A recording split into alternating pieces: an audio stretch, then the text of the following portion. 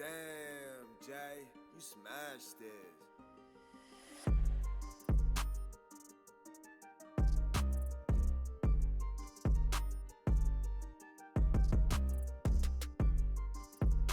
All right, ladies and gents and ghosts and ghouls, welcome. Yeah, that's right, baby. We're back, baby. Yeah, we're back, huh? Yeah? Yeah. No? We're not rocking? Yeah. Okay, I was gonna say. We not back, man. I was gonna say, energy was seeming kind of crazy right there. Energy was seeming kind of crazy on this intro. We need a Max Caster rap to Yo! get us on No. All right. Yo! Fuck, bro. What Yo! you doing? Listen! That's a grown man, by the way, acting like a 19-year-old. 450 Splash FM. What? Episode number. Guess what number this is? Shout out Booker T. It's the Bicycle! Number 5, baby. Five time. I said that 5 times, right? All right. I don't know. It's kind of wild the fact that man was a 5-time champion in a span of like 3 months though. But Vince Russo, baby. Well, technically, Booker T wasn't champion. It was G.I. Bro. Can you get that right first off? no, I can't get that right, and I won't get that right. Oh, my That's bad. very sickening. I can't believe you just said You that. ain't fucking with G.I. Bro? Nah, man. He won't let you know that those. He won't let you know that those reigns were short. Facts. No, he won't let you know that they lasted a day. Some of them. Yeah. No. Yeah. They did really did. Bro, he would win it in the beginning. He would have it at the beginning of the show, lose it, And then get win it back, again. I think, Yeah. 3 times in a show, it changed hands. That shit was. And some of the That poor. and some of them fans enjoyed it too. That poor belt, man. That poor beautiful, the most beautiful looking wrestling belt ever. The poor thing. Passed Oh, yeah, around. that belt been through hell, man. That's not the Undisputed Championship. I know it's not. I know it's not. It's not I the said what I said. IWGP heavyweight version. I said what I said. Episode number 5. That's right. We've been doing this for a month now. Yeah. So after what me and Todd said last week, Victory Road 2011, we cooking it up. Don't you worry. We cooking All right, it up listen. for the special. I'll watch. Yes, go. All right, I'm caving in. I'll watch. Yes, sir. Me too. Tap Sick. in.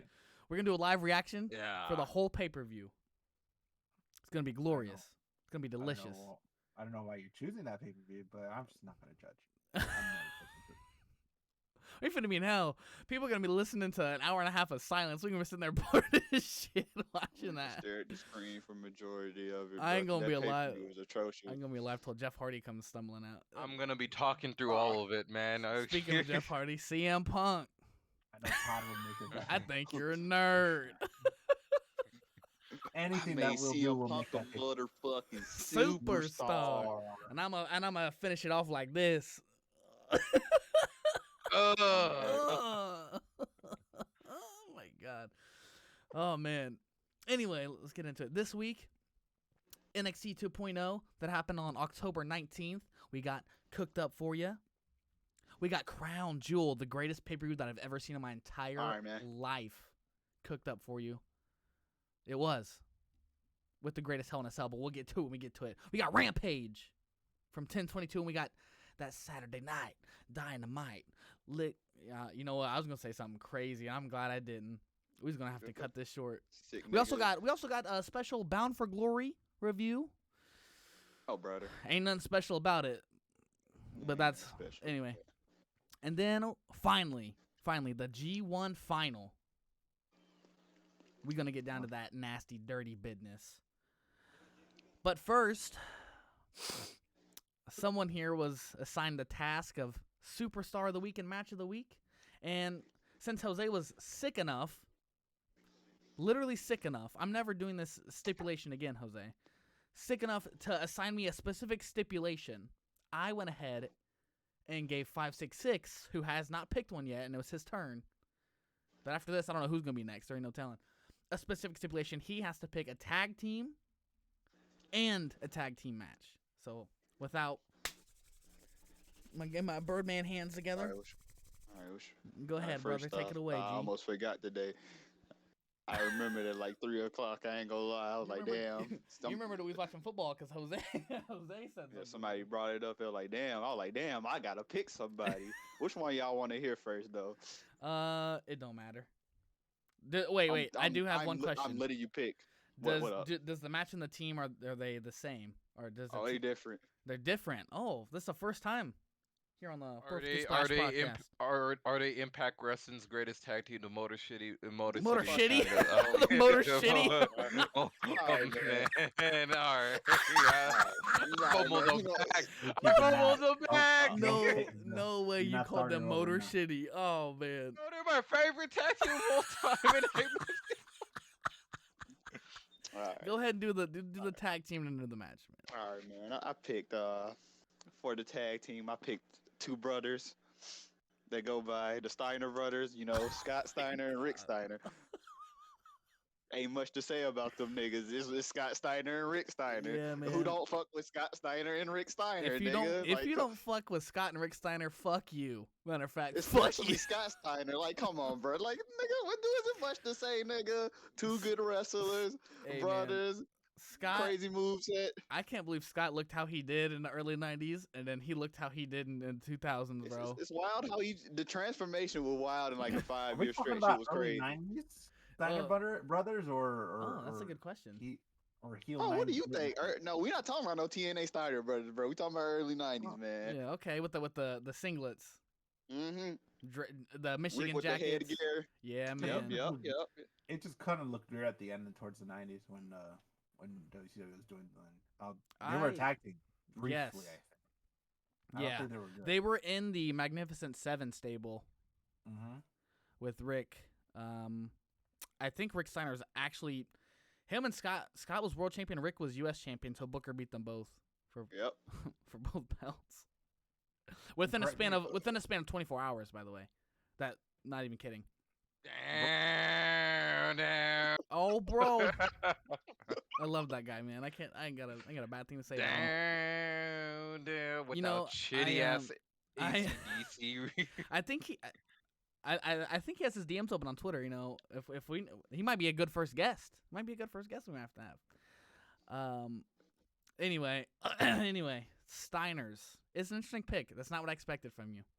That's not what I expected from you at all. Oh, damn, I But- got my match shit. Oh, yeah, I Before you forgot do about that, Hold on. a memory go ahead. that I can give you about the Steiner brothers.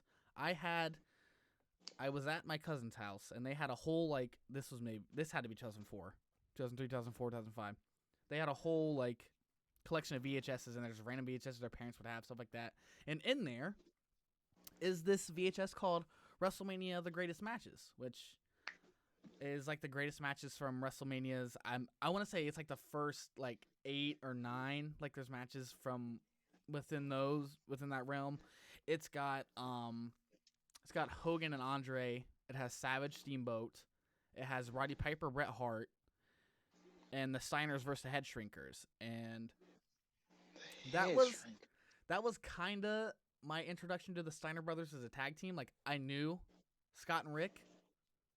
And obviously at that point Scott's in WWE, so I knew Scott. And that is the first match I ever seen of the Steiner brothers. And even at that age, I really liked that match. And to this day, I don't know how good it actually really was because I never went back and watched it again. But I would watch that VHS over and over. And that match You said the hair shrinkers were in the match. It probably wasn't. that match and then the Steamboat Savage match, which obviously I'm very fond of Randy Savage. So that was great to see. But yeah, that's my Steiner Brothers memory. That's really the only memory. I wasn't live for the actual match, but that's the only thing that came to my head immediately that wasn't TNA related, but I'm not fucking getting into that. TNA a different story. Yeah, we ain't getting into that. Damn, I gotta get my match, don't I? Okay, Yep. let me get me my match. All right, for the match, it's a New Japan tag match, 2018. Road to the Tokyo Dome. Tanahashi and Will Ospreay versus the Golden Lovers. Oh, okay. That was fire. Oh, wow. That was fire. Damn. I really have to think about that match. See if it did happen. And it did happen. Wow, that was a great match. I forgot that match happened. Very great match. I know we got one. I know it's one person in that match that a lot of people don't like, but we're gonna ignore that for now. It's okay. It's 2018 was a And I different like time. Kenny Omega. Not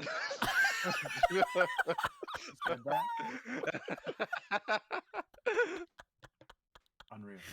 That's funnier than that shit should have been. But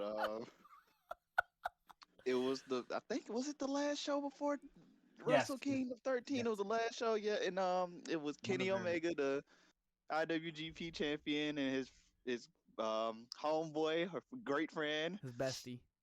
his bestie basically, Kota Ibushi, Mm-hmm. versus the G1 winner that year, Tanahashi, and Your the never ace. openweight champion, Yes, Yeah. sir. Will Ospreay. I believe, I remember on that card seeing, I think Ren Narita had a match. He probably did. Ren Narita been around, been a And young I lion for a remember minute. specifically Evil and Sonata beating Chase Owens and Takahashi, I think, was on that show. I also Ugh. think, yeah, and I also think LIJ beat Taichi El Desperado and Kanemaru. But that's really all I remember from that show. To be I honest, do the only remember. thing- I do remember from the match. I remember Omega hitting a sling blade on Tanahashi, which is kind of cool.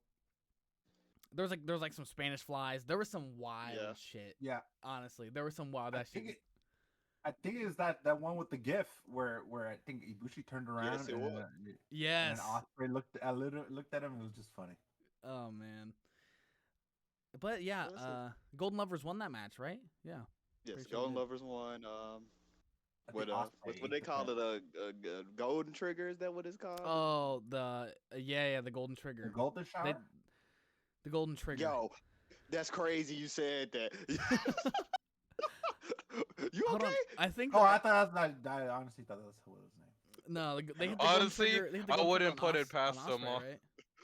I wouldn't put it past. I mean, there's mm. nothing that is wrong with. No, it. they Nothing's wrong they have a move called the Golden Shower. By the way, he's Oh, not I didn't insane. know. My bad. I'm sorry. It was wild that he just said that out of nowhere, but and that's wild. But naming that's not wild. yeah, that's Okay, man. I. Listen, man. if you have New Japan World, I recommend this match.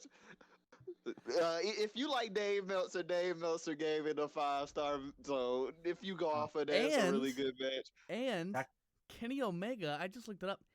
He sings White Christmas. So if you want to hear Kenny Omega sing White Yes. Christmas after the match, Yes, he does actually. You're right. he That crowd was just going nuts. Obviously it was pre-pandemic, but that Yeah. crowd was on fire. what a match. That's not. I would have not expected that. Especially on a Road 2 show. You don't Yeah, normally man. see stacked Road 2 shows. At that, New Japan was built different at the time. They were just insane. That whole year was insane for them. 2018, from what I remember. it was insane. 2019. That year was very weird. In 2020, we don't get into. No. And don't anyone Naito ever. got robbed. I don't know about that, but we ain't ever gonna. No one mentioned 2020 to me. Matter of fact, don't even mention 2021 so far to me. Some What bullshit. do you mean, friend? It's CM Punk's back. The wrestling Question is mark? back. Question mark? You're jobbing to me, friend. We'll get into that. We'll Uh, get into- All right. So first up, my favorite show of the week. Oh, I gotta pick somebody, nigga. Hold on. Oh. Who went first? You can pick whoever you want at this point. Everyone's already went. Ty went first, didn't he? Ty, Yep. you going again? We starting Oh, the cycle shit. back over. All right. In the Todd, stipulation, what stipulation? you don't have to have one, but if you No, want to I'm add putting one, a stipulation on him. The wrestler has to be black. I There knew you that go. was coming, bro. I Don't fucking worry, knew that don't shit worry, was man. coming, bro. Luckily, wrestling's full of black excellence, so I can pick out my favorite Bobby Lashley ECW match. Don't worry. I thought you were gonna say Ezekiel Jackson. I'm not gonna lie. I thought you was gonna head down that road. Oh, I'll pick please. Elijah Burke if I have to, man. Or you can pick the Pope. D-Ray 3000. Yo, Human Tornado. Anyway, we're spoiling ideas that he might have. We're in here. We gotta quit doing that.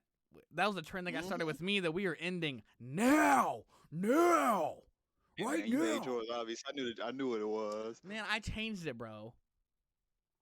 Was Manami Toyota still in the match? Yeah, but she wasn't the wrestler of the week. All right? Understandable. I respect it. So there you go, folks. Next episode number 60. Todd's going to kick it off with his wrestler of the week, match of the week. Don't have to be the same, but maybe they will be. And it has to be a black wrestler. Of Delicious. the African American descent. Yes, sir. So Rocky Johnson. Hope y'all ready to do your homework on Rocky Johnson. NXT 2.0 on October 19th. The only show that WWE has that is watchable all the way through. It's a good thing to have. It really is. It's a nice thing to have.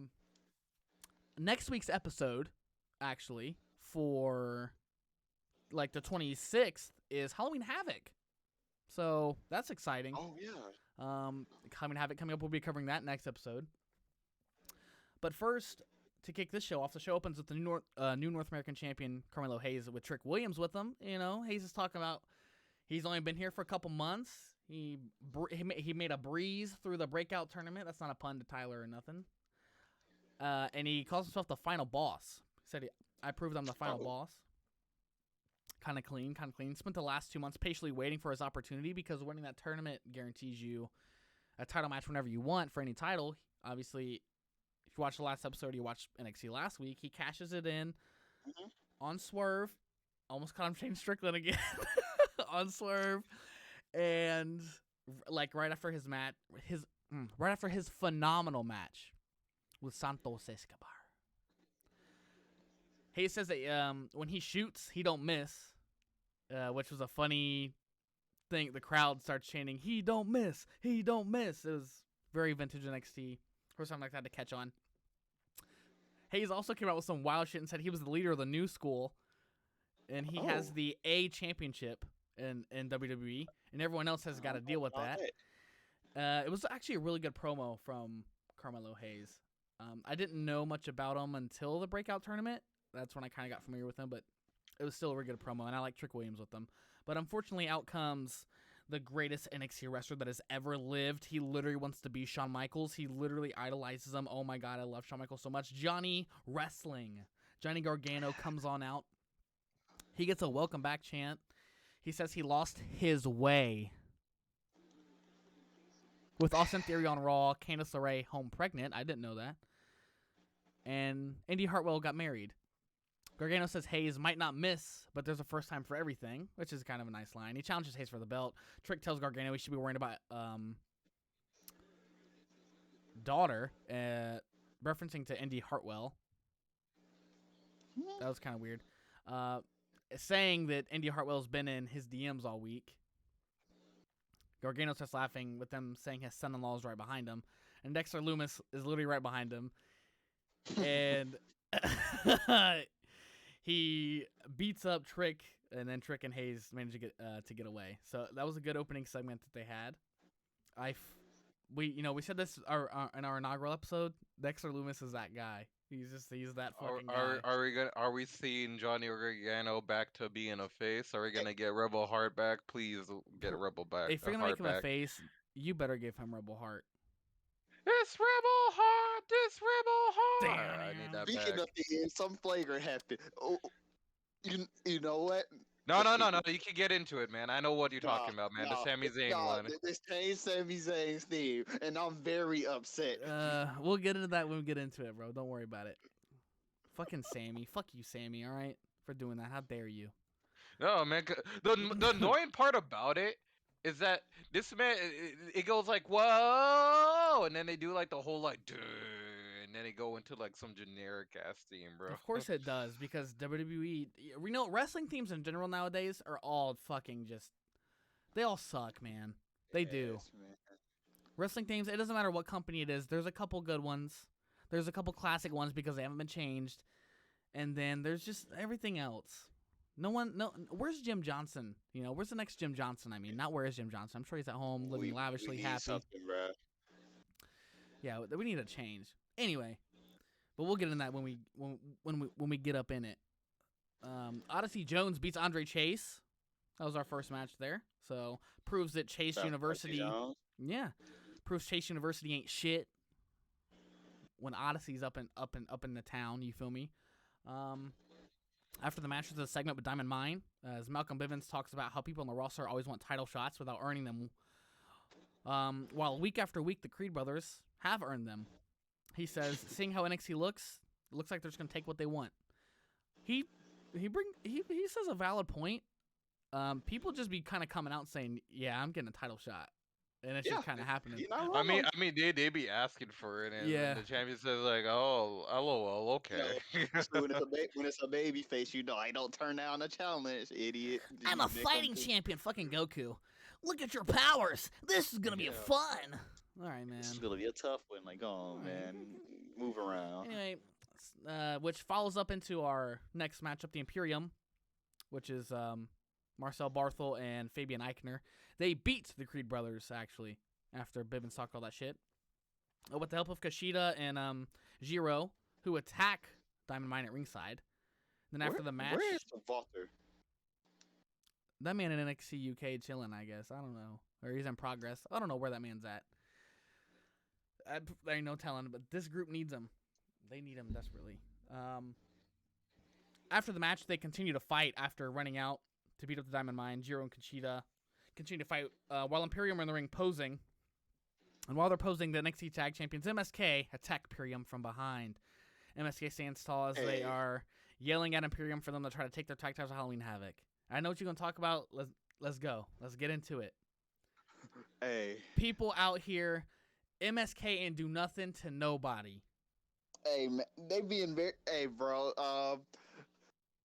This grown man out here being stands of a 14-year-old. They didn't even say anything bad. Like, hey, maybe this little girl shouldn't be taking choke slams and being trained by this known racist pedophile, sex offender. But they were just, regardless of how you feel, they're just saying their opinion. That's their opinion. Maybe you don't try to get a bunch of people together to try to do something like this. This is just absurd. I think it was the kid's parents. And here's the thing: if you think that they're going to listen to you by you booing someone, then you haven't watched WWE very long, have you? You ain't watched shit. Roman Reigns used to get booed out the fucking. That's all I got to say about that. Didn't the report include that like someone was like trying to like chant to like say like, oh, your father is dead to like Carter? Yes, they did. Listen, why fighting? It was her. They say it was her parents. It was the parents that started this shit because they didn't like the comments that. I don't know the MSK members' names, but one of them said something about chokeslam. They brought that up. I don't know if the parents obviously are condoning them chanting at someone's dead relative. Probably that could just not. be someone doing that on their own.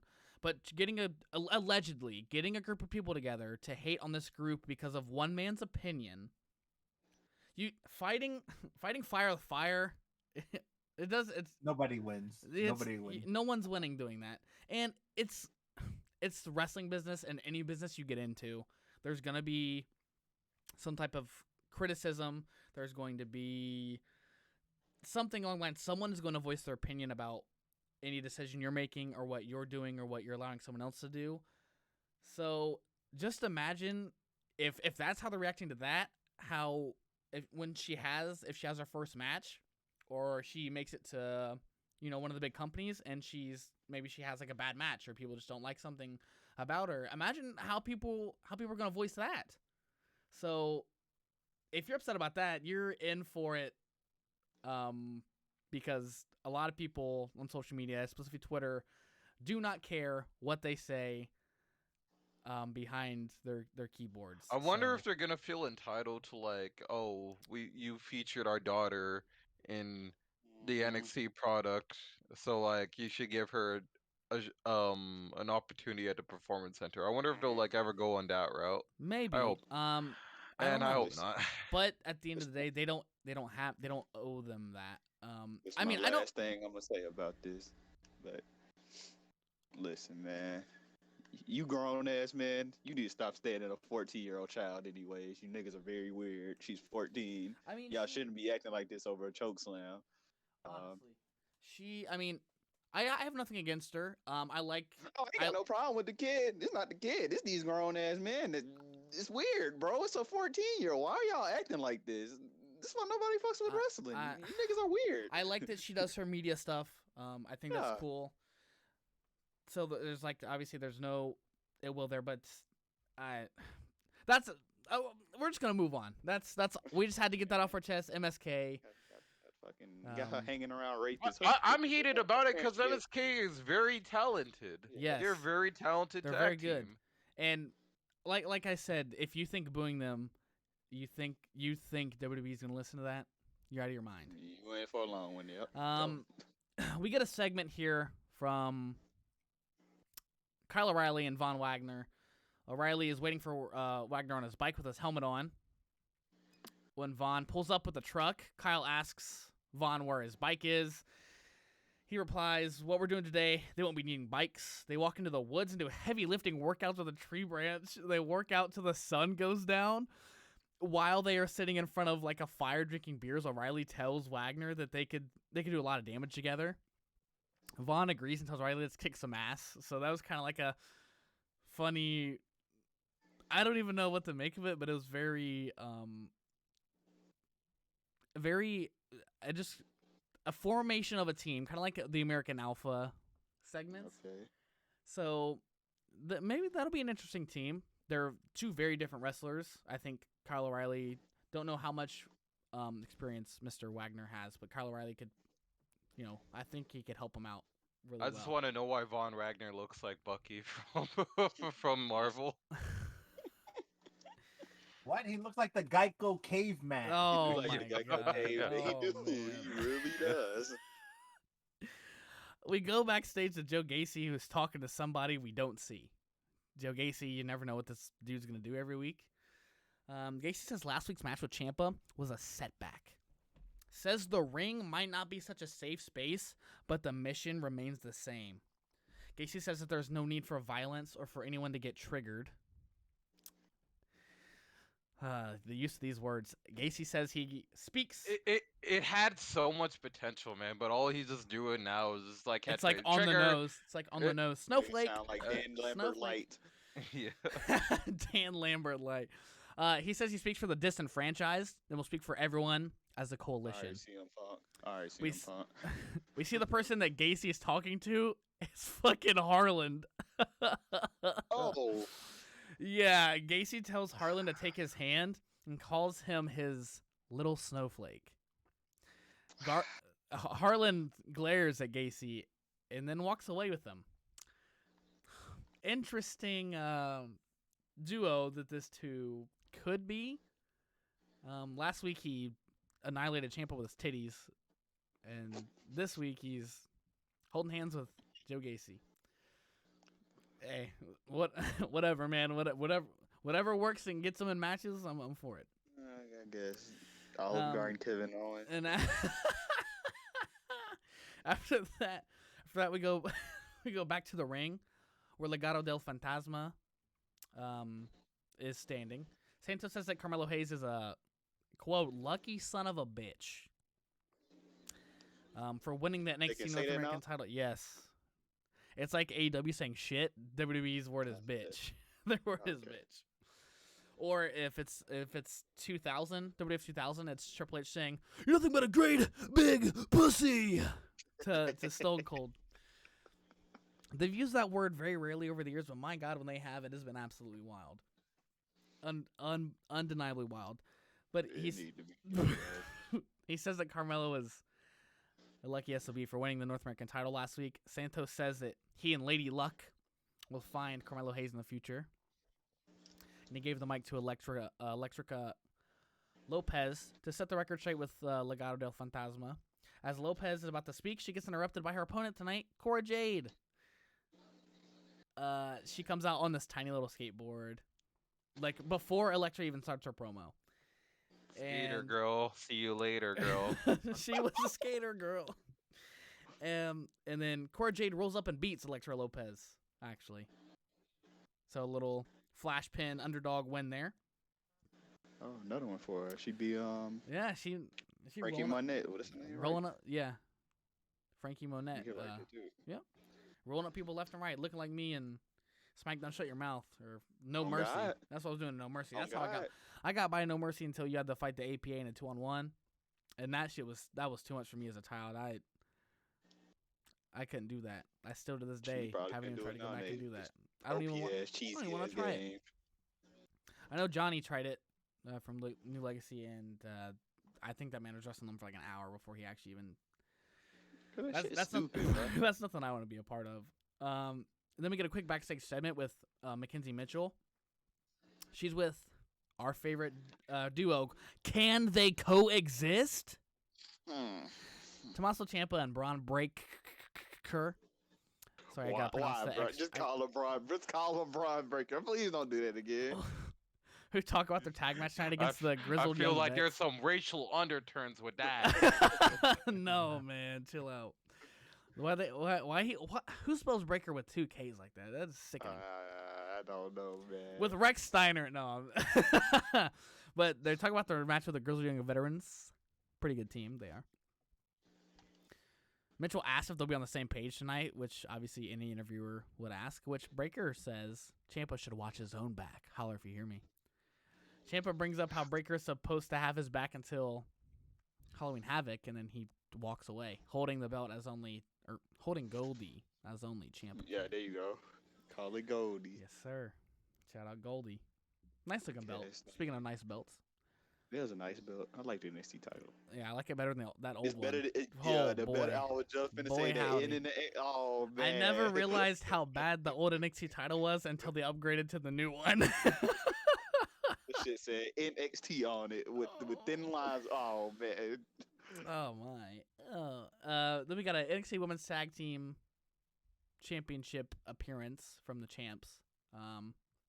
It's a singles match. Io Shirai is facing Persia Parada and JC Lynn, and she wins the match. The stipulation of the match was if the winner of the or whoever won the match got to spin the wheel for spin the wheel, make the deal. For the 3-way tag match at Halloween Havoc, and Shirai and Zoe Stark spun the wheel. As Indy Hartwell and Persia Prada look on in the ring, the wheel lands on a Scareway to Hell ladder match. Lame ass pun. Scareway, get it? Halloween? Scareway instead of Stairway? Led Zeppelin, Stairway to...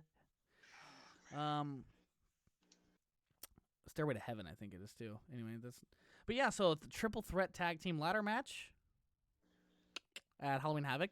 That'll be cool. I'm with it. Yeah, I'm gonna watch the pay. Yeah, I'm really excited for that. But it's a show, but Yeah. you know what I mean. Yeah. I'm excited for it. I've always loved Halloween Havoc. Obviously, they don't deck it out like WCW.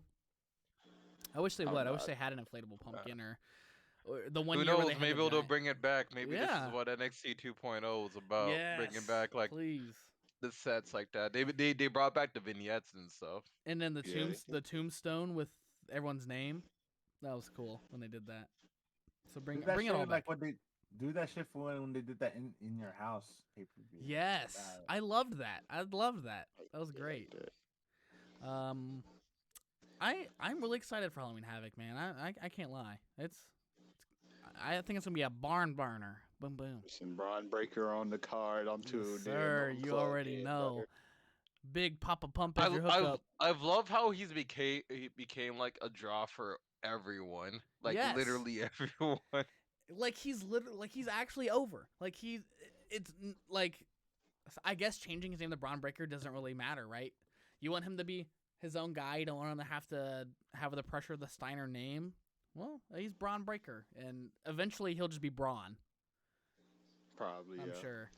Braun B squared. You know what? I like that. B squared. Oh, dog. Nigga. That's Bull That's some Buchanan. 2K shit. That's Bull Buchanan. He was B squared with John Cena. Oh, God. We cut backstage where Legado del Fantasma is beating up Cora Jade's boyfriend, Trey Baxter. They beating the fuck out of this guy. Brooks Jensen and Josh Briggs scare him off, though. They come in for the save. Then we have a new coming soon teaser for Solo Sikoa, who will be debuting at Halloween Havoc. What do you think about that, huh? Oh, debut on a special show. They must think highly of him. Is it a he or a she? He, Uh, The he. it's like the and- Usos. Oh, that dude. Oh, yeah. Yeah. Is it He- Why is they it call or him or Uso? is it or am I mistaken? yes, it's Sefa Fatu. Okay. Yeah. Yeah. He's one of Why the they- Fatus. Why'd they call him Uso? Or they don't want him associated. I don't with know. him? But if you don't know what he looks like, once you see him, you're gonna He think literally. it's- I know what yeah. I'm saying. They might as well just call him Uso, bro. He He looks looks just just like him. him. You can't I'm hide him. on top of no beat. What if he uses that song? Sitting so close, man. I want ain't it. I going want hard it for the back. To be hometown. honest, man, I love that theme. You know when they did like, we don't say oh, y'all say. Ooh, you know that was So- Byron Saxon's idea. That gimmick. Byron Oh. Texans has a great mind for the business. Very right. underrated That's right. commentator. That's right. His finisher don't got to You for damn- the oh business, man! If you've never seen Byron Saxton's finisher, go on YouTube and look up Byron The- Saxton WWE finisher. You won't be The disappointed. Disactionation is what they called it too. Disactionate, man. It's something, bro. I don't know. It's really unbelievable. It's not a good move, man. Yeah, but okay, yeah. So there's the teaser. Those teasers have actually been I guess it's a vignette, really, more so than a teaser, but they've been interesting. They've been very mysterious and cool. So I like that. And then there's a hilariously unserious segment of Kushida and Jiro in the bathroom. Jiro interrupts Kushida as she's trying to go to the stall, saying he's excited to be teaming up with him. Kushida tells him that he needs to be style strong. Oh, And then Jiro gets New Japan Kushida's bag and dumps out Back to the Future gear and says it's time to go back to the future. He puts on these Oh. weird he puts these weird glasses on Kushida. They touch each other's wrists and lights turn blue. That's the segment. That's phenomenal. That's segment of the year in any company. I don't care. That's it. you're That's sick. it. Move on. We finna hear about a segment of the year when we get to SmackDown. You don't have to worry, brother. That's the best segment I've ever seen. Speaking of segments, up next is the part that I look forward to every single God. week for NXT 2.0. And if you don't know by now, hey, motherfucker, I'm walking in. Gabagool, Oh. motherfucker. Oh, hit him with the wahoo. Tony D'Angelo is in a match. How you doing, Tony? My guy comes out. He's looking great. He's wrestling Rufang. And he makes very short work of Rufang, and he hits that twisting neck breaker that he does. Okay. I don't believe he did the Northern Lights thingy this match. He ain't do Northern Lights, but that's tough. It Uh, looked way better with the Northern Lights. Either way, yeah, he's over, bro. He got another win. After the match, Samantha Irvin comes into the ring to interview him about the missing producer from last week, from Lash Legend. And Tony asks her if she's some kind of snitch, and then goes on to swear on the grave of his great-grandfather and says he knows nothing about it. Then D'Angelo hands Irvin some cash and tells her to go buy something nice for herself and to forget about it. Hey, how you doing? My God, this character, man. Legendary. This character is it's so good. You think they're making him put input, or you think he's doing this on? I won't say it's like having creative Yeah, just control. creative being like you go. I think it's a little bit of both. I think it's a little bit of both. Obviously, when you're in the WWE, you don't get to do He what seems really in tone with his character. Like he Yeah. seems like he's kind of like I think all about the it. better he's getting at it, the more trust they put into them, which is something WWE does a lot usually. The better you're getting with your character, the more trust you get with the company, the more you'll be able to do. Like, for example, the New Day can do whatever they want. It's building that trust over time and just pushing the envelope and whatever and making your suggestions work, pretty much. If your suggestions are making the character better, then it's only going to be up for you. And I think he's doing well, and I think it's only gonna get better. I'm telling you, we talked about this last episode. Give this guy some bodyguards, man. Some people to handle his light work. Give him God. a family, huh? Give him a capo. As they would say, I'm a stable man. I'm a faction Please, man. I'm gonna ask you one time to go ahead and give Tony the family. He deserves it. That'd be beautiful. Some of them PC goons. Call some goons up. They'll go from The Sopranos to The Godfather just like that. I'm gonna give you enough. Oh, you could call up Big Sal and Rocco, Jose from TNA. Just watch the Anti-Italian Defamation League come Oh, in, man. trying to be Yes. offended by what Oh, Tony the End God. is doing. He's from Southside Chicago. They can't do nothing. But after the segment, or after the match, and I guess that is part of the segment too, we cut to the Duke's poker room with Duke Hudson. Another little bit of a poker segment here for Mr. Duke. I don't mind them. They're not too bad. A lot of the characters in this in NXT 2.0, very, do I want to say gimmicky? Is that the word? It is gimmicky. Very gimmicky. Something that WWE's been missing for a long time, actually. Very reminding me of X-Men. Don't question it. Just some of the X-Men are very in tone with their power, and some people in this show are very in tone with their name and their Listen, gimmick. I It's would the same rather- way. I would rather watch a bunch of decent wrestling and gimmicky characters over no charisma and just good wrestlers. Yes, man. I watch certain companies for the straight wrestling. I don't watch WWE just straight wrestling, bro. No, WWE wants we want the characters with. They don't have to be the best wrestler. They don't. But the like you said, the perfect amount of character, the perfect amount of wrestling, the perfect amount of entertainment in the wrestling. That's why the Fiend worked for so long. Yep. Obviously, it didn't work towards If the end. If I just want great wrestling, I'll go watch New Japan. Yeah, man, we'll go watch some Japanese wrestling. Some Japanese wrestling, man. Where it's a if I want sport, just pure you know? wrestling. Yeah, man. Well, I want to be entertained, and NXT 2.0 does that. It truly, I can't express enough. They don't pay me. I wish they did. It's beyond entertaining. I love it. And man, it restored the feeling. I actually want to sit down and watch it. I ain't gonna lie. Yes. He beats some random guy at poker, then says to the camera that the poker room is always open. And Hudson says it doesn't matter if it's the ring or the poker room. He is the house, and the house always wins. I thought that was a nice line. If you're into poker, that's pretty clean. Pretty clean line there. I'm a little blackjack guy myself. You want to play 22? All right, nigga. Yo, no, we're gonna watch that event one day too, man. No. Yeah. Yes. Yes. It's on YouTube, I think. Yes. I can't wait. Y'all be ready. The 10th episode special, it's coming. Raul Mendoza and Joaquin Wilde beat Brooks Jansen and Josh Briggs. Obviously, earlier in the night, they had a little bit of beef. And then they come out and they have a match, and they beat them. Legado del Fantasma beats them.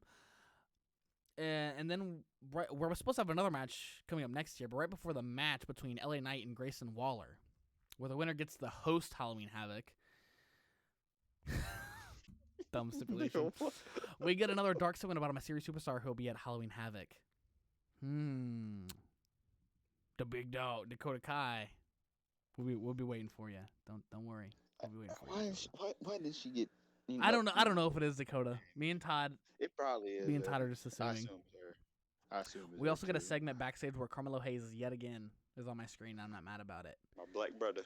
But Carmelo and Trick freaking the fuck out looking for Hayes' North American title. It's been stolen. There is a locker that is lit up and covered in spider webs, where there is a drawing by Dexter Loomis. The paper says Hayes and Williams have to visit the haunted house next week to get their title back. Trick tells Hayes he doesn't like haunted houses, but Hayes tells him he wants to get his title back. I cannot wait to see that. Oh man, this gimmicky Halloween stuff is too fucking good. I said it at the beginning. I'll say it again. Scary. Mike Scoop. I loved me some Dexter Loomis, man. Delicious. I do too, man. But we'll come back to Grayson Waller in the ring with LA Knight. LA Knight beats him, and he's the host of Halloween Havoc. Nothing really important comes out of the match, but LA Knight's gonna be constantly on your screen at Halloween Havoc, and that's not a bad thing. It's That's not a bad a thing. good thing. We fuck with LA Knight. Shout out Eli Positively Drake, whatever you Page. want to call him. We go to the ringside where Vic Joseph and Wade Barrett, Nova the Phoenix, announced that the Spin the Wheel Make the Deal stipulation has been added to Imperium vs. MSK. Interesting there. You know who this wheel shit? You know who worked this is? Yeah, man. That's fucking Bruce Prichard, Yeah, man. man. What the hell is he The doing? Raw Roulette say was hitting, bro. It was fucking hitting. And then we have our main event here, main event matchup. Braun Breaker and Tommaso Ciampa beat the Girls with Young Veterans. In a pretty good match, actually. I like Braun Breaker getting his reps in. You know, he looked really good coming off of this one, heading into Halloween Havoc. Of course. No joke. I don't know who's gonna win that match. It probably will be Ciampa, I think it'll be Braun Breaker. but I wouldn't be shocked if it was him. Yeah, I think it's Braun Breaker. After the match, Breaker's in the ring while Ciampa takes his NXT title and is on the ramp. Breaker signals Ciampa to get back in the ring. And then they do a little face-to-face for the final before Halloween Havoc next week as the show ends. Just a little side note here from Shad. What has been announced from WWE, this Halloween Havoc's match card? We're going to have the reveal of the Mysterious Superstar. You know, the Fatu, as we'll call him. Lashing out with Last Legend. Halloween Havoc special. The NXT Tag Team titles with the Spin the Wheel Make the stipulation. So I don't think we're going to have the stipulation until next Halloween Havoc. I think we'll find out right then and there. The women's tag titles with Io Shirai, Zoe Starks, Indy Hartwell, Persia Prada, and Gigi Dolan and JC Jane. And the Scareway to Hell. God, they're so punny. Ladder match. NXT women's title with Raquel Gonzalez, Jose's favorite. Big mark. Mandy Rose, Big right? mark for Raquel Gonzalez. Jose, tell him all about it. No, I don't think God. Jose is this dude. He's Come on, lying bro. on my name. No, I wouldn't do that. Okay. I wouldn't do that. She'll be taking on Mandy Rose with the Spin the Wheel Make the Deal stipulation. Go, Mandy, go. The Spin the Wheel Make the Deal's on that one too. I wouldn't mind seeing all of Toxic Attraction with gold, but you know we'll see. Obviously, There will never be Undisputed Era. I just something. You're right. They'll be better, man. Absolutely right. Something about an all-woman stable. I like it. It's so different. It's good. And then obviously our main event, NXT Championship, Tommaso Ciampa against Braun Breaker. And then that's NXT 2.0. Very good show. Very good send-off show. I dug it. I thought it was Low-key- great. Low key, I like how they're putting Braun Breaker out there week Yeah.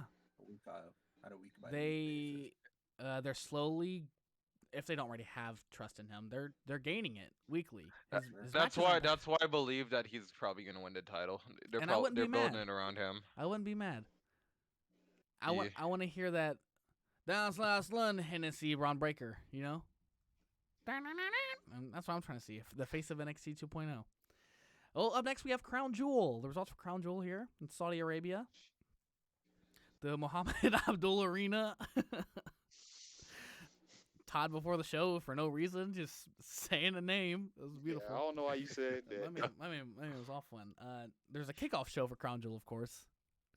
Caleb Braxton on the kickoff show announces that Roman and Brock's Universal Time match is now no DQ, along with Goldberg and Bobby Lashley's match being false count anywhere, as if it already wasn't no holds barred. So why would you have to add that in there? It should already be involved in that. But that's besides the point. I guess because like they changed like the Universal Title match to no DQ. Like Yeah. because- shit. because it was a reason for that one. Yeah. That makes sense. Unseries company. I don't know why they do contract Although signs and then change no shit. holds barred should just be anything goes anyway.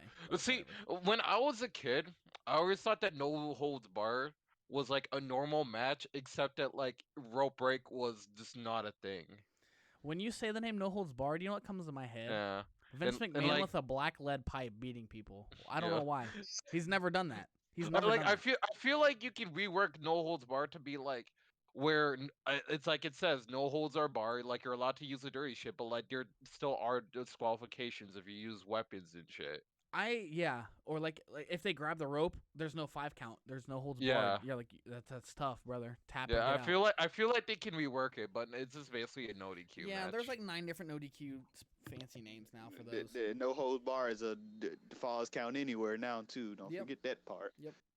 And it's like how most triple threat fatal 4 matches are no DQ, and then there's some that DQs happen. That was very random when they started doing that. Yeah. I genuinely know when that started. I knew it was kind of always a thing, but they never made it noted. It just kind of was just like, yeah, here it is. And then to fit storyline narrative, sometimes there'd be a DQ. But we're going to start off the kickoff match here. It's a non-title match between the SmackDown Tag Champions, the Usos, facing the Hurt Business. Cedric Alexander and Shelton Benjamin. I'm glad the Hurt Business is back. Can't stress that enough. Usos beat them. I mean, they're the Usos. It's nothing too fancy. Just fine match. Nothing too crazy. Usos just beat them. And then the first match of the main show, which shocked the hell out of me, is the Hell in a Cell match between Edge and Seth Rollins. The greatest Hell in a Cell match I've ever seen in my life.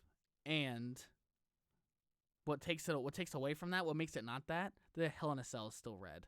That's why it's not. And without if the Hell in a Cell wasn't red, it would be. I wonder when people are going to acknowledge the fact that Seth Rollins and Edge had perhaps the feud of the year. They also had the one of, if not the best WWE match I've seen this year. Edge is on like a whole different level. Like him, Daniel Bryan, when they came back, they just like were on a whole different level. Like CM Punk as well. Yeah. But out of all the people that's like returning like from their would-be career ending injuries, or like I guess like CM Punk wanting to leave the business. Yeah. I feel like Edge has had the better year. Yeah. Because he's just been having banger match after banger match after banger match. After that, like, very disappointing WrestleMania match last year with Randy Orton. Yeah, after that, it went into a full gear because he had his greatest wrestling match ever match with Randy Orton. And that match was, no joke, it was really good. Like, it was really fucking good. And then, accomplishment-wise, I mean, my God, the guy main evented WrestleMania. He won the Royal Rumble. He's one of the biggest storylines of all the big fours. It's great. It was absolutely an amazing match. Without the cell being red, it's one of the best Hell in a Cells, if not the best Hell in a Cell I've ever seen. I want Seth Rollins to be acknowledged for the wrestler of the year he has been.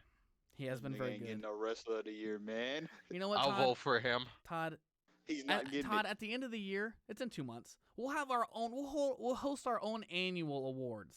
All right, and we can. Jose, you're gonna acknowledge the Drip God. Listen, you gotta realize how the wrestler of the year is done by the niggas. It's about accolades, man. Yeah, that nigga ours is gonna be different. We're gonna do the 450 Splash. Gonna be different. We're gonna do the 450 Splash Awards, even though we haven't done this podcast for a year. It doesn't matter. Okay, we're gonna make this an annual thing. The Splashies. No, I'm just kidding. We're not calling them the Splashies. Oh, brother. Just kidding. We're gonna have our yearly awards. Even though we haven't done this for a year, but the year's coming to an end. Seth Rollins does It'll be deserve fun. his credit, though. Niggas do be playing Seth Rollins. Niggas said Will Ospreay was better than Seth Rollins. You niggas was lying, by the way. Want that to be known.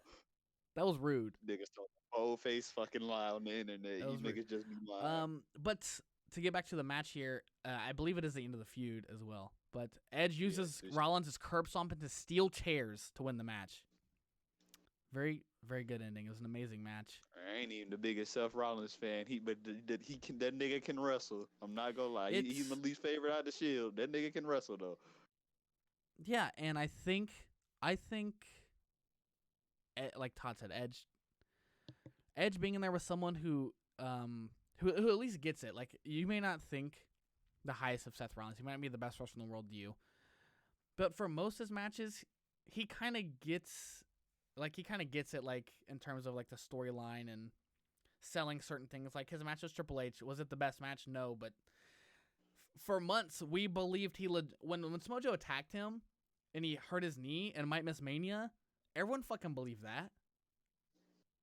His Mania match, his knee was hurt the whole match. He was double braced up. I mean, he at least gets, if he's given a good enough story, he can at least give you that. And that's what WWE lacks so fucking badly. It's really sad to see that feud end. I really liked it. Excited to see where Edge is going to go next. He on Raw, man. Because he's on Raw. Ain't nothing exciting. So yeah, I'm sorry. and not like we're going to be watching that weekly. So no. yeah, Fuck no. Wait. Yeah, he is. So Seth Rollins. Yeah, Seth Rollins, yeah. they both are. But they're. I'm pretty sure that feud's. I'm pretty sure. Monday that's Night off. Rollins is back, baby. Yes, sir. Oh, fucking Up, God. up next, we got the hometown hero Mansoor, Manny Fabrino. Shout out Manny. Beautiful soul manias. He wrestles Mustafa Ali, and he beats him. He beats Mustafa Ali because he is literally Saudi Taker. No one beats this man in Saudi. The streak lives on. After the match, Mustafa Ali attacks Mansoor. While he's beating him up, a masked man comes out to attack Ali.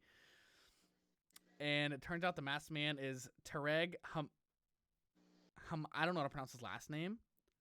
Meaty? Hamidi. I think. Hamidi. Yeah. I do know that he literally was in the Olympics. Like I knew. Yeah.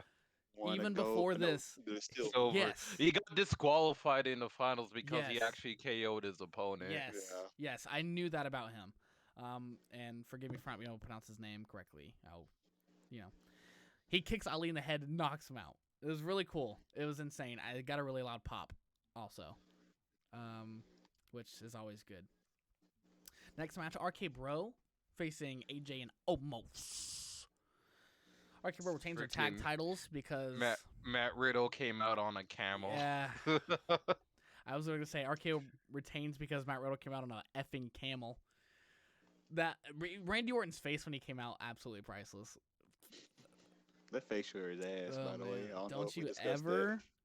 that. It's garbage, bro. No, there is no Randy Orton slander on this podcast. You like an anonymous mask. That's the facial for the anonymous mask right there. That shit's garbage, bro.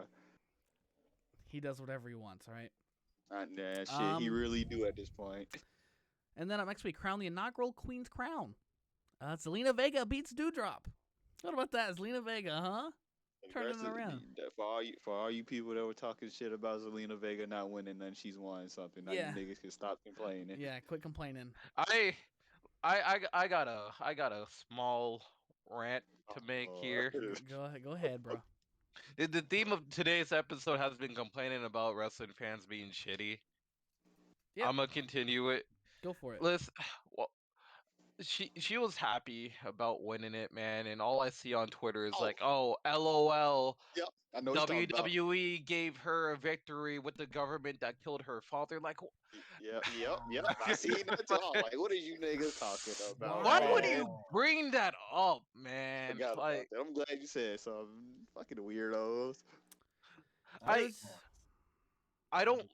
The worst thing about being a wrestling fan is dealing with other wrestling fans. Honestly, like there's so many bad apples. Yeah, on I mean, Twitter. and most people I interact are fine, but man, is there? I mean, it's every like we were talking about earlier. It doesn't matter what you get into, any sport. There's gonna be those people, and it's unfortunate that people are still like this. Not to bring it up, but when Roman Reigns' brother unfortunately passed away, and he wrote that nice message on Twitter, people were in the comments saying, "I wish it was you." Why? All over some oily niggas half naked in the ring hitting each other, by the way. It's just like you gonna run up to fucking Chris Pratt and say, "Fuck you, Starboy! You ruined." No, you're not. You're not gonna do that. So why are you doing it to these people? Anyway, Selena Vega wins. I'm glad she won. I love Selena Vega. I think she's really good. She heads up to the stage where she waves her scepter. Bunch of pyro going off. She has fireworks all around the arena. Side note here from Shad, 566. This is for you. The total amount of every Queen's Crown tournament match, including the final, which was the longest, being 5 minutes and 50 seconds. It didn't go past 20. It didn't go Yep, past 20. all the matches were a total of 19 minutes and 25 seconds. Shameless for that too. Hey, we appreciate the effort. Okay, Asshole. it's being put in. Okay. Whatever, man. Fucking dickhead. Moving on from that sour. Congrats, Lena Vega. You deserve it. Congrats, Selena Vega. Yes, you do deserve it. Happy for you. In the now no holds barred false count anywhere apocalyptic death match between Bobby Lashley and Goldberg. Goldberg, who does not murder him, beats Bobby Lashley after spearing him off the fucking stage. I literally screamed when he did that. This is the best Goldberg match in That like shit fucking long. forever. No, This- the Brock Lesnar one. This is the best Goldberg match I've ever seen in my entire life. You clearly haven't seen him against Scott Steiner. Yep, that was a good one. They had for no reason in WCW's dying days. Scott Steiner and Goldberg had a great match. Dude, It could've ended. Scott Steiner in the dying WCW days from 2000 2001 was so fucking good. Circling back to the beginning, it was a good match. Jokes aside, Goldberg Bobby Lashley was a good match. Not the best Goldberg match I've ever seen, but it's fucking good. And I'm happy it was good. SummerSlam was shameless. So Yeah, very shameless.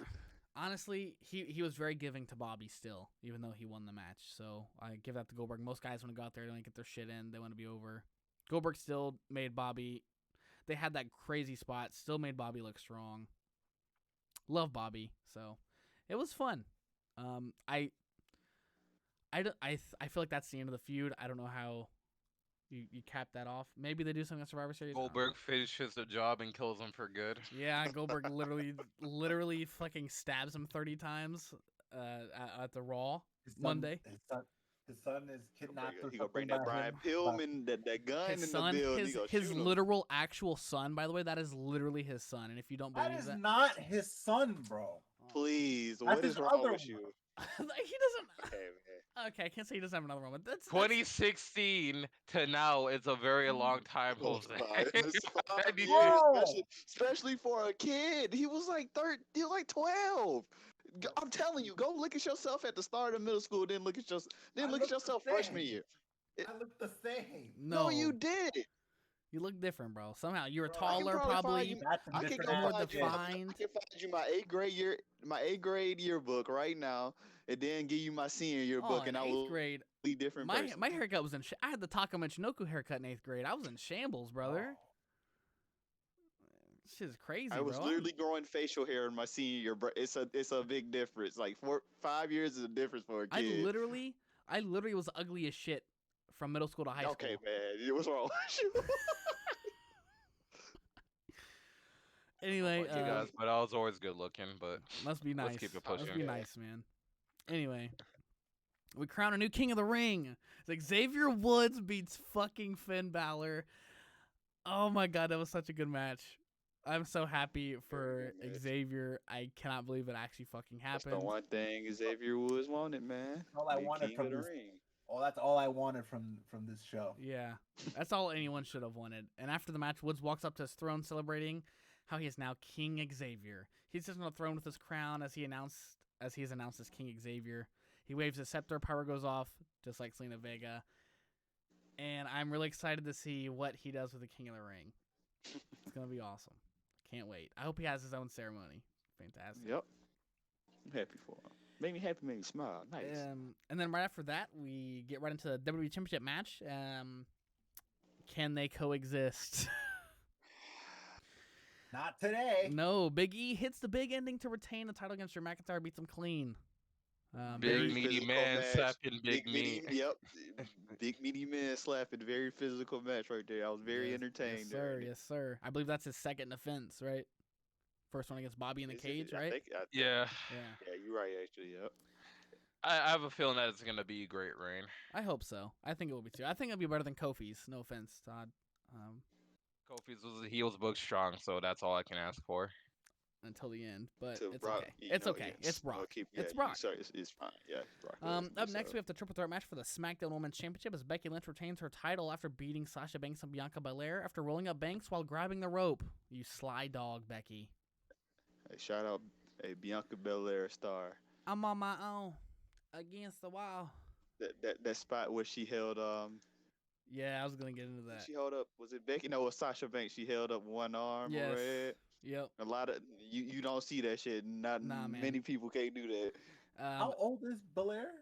32. Yeah. there you go. 32? Yeah. I thought she Yeah. was. I was thought she trying to was say- younger too. She's handling. She's handling. The 32 position- well. or Oh. She's handling. No, she's.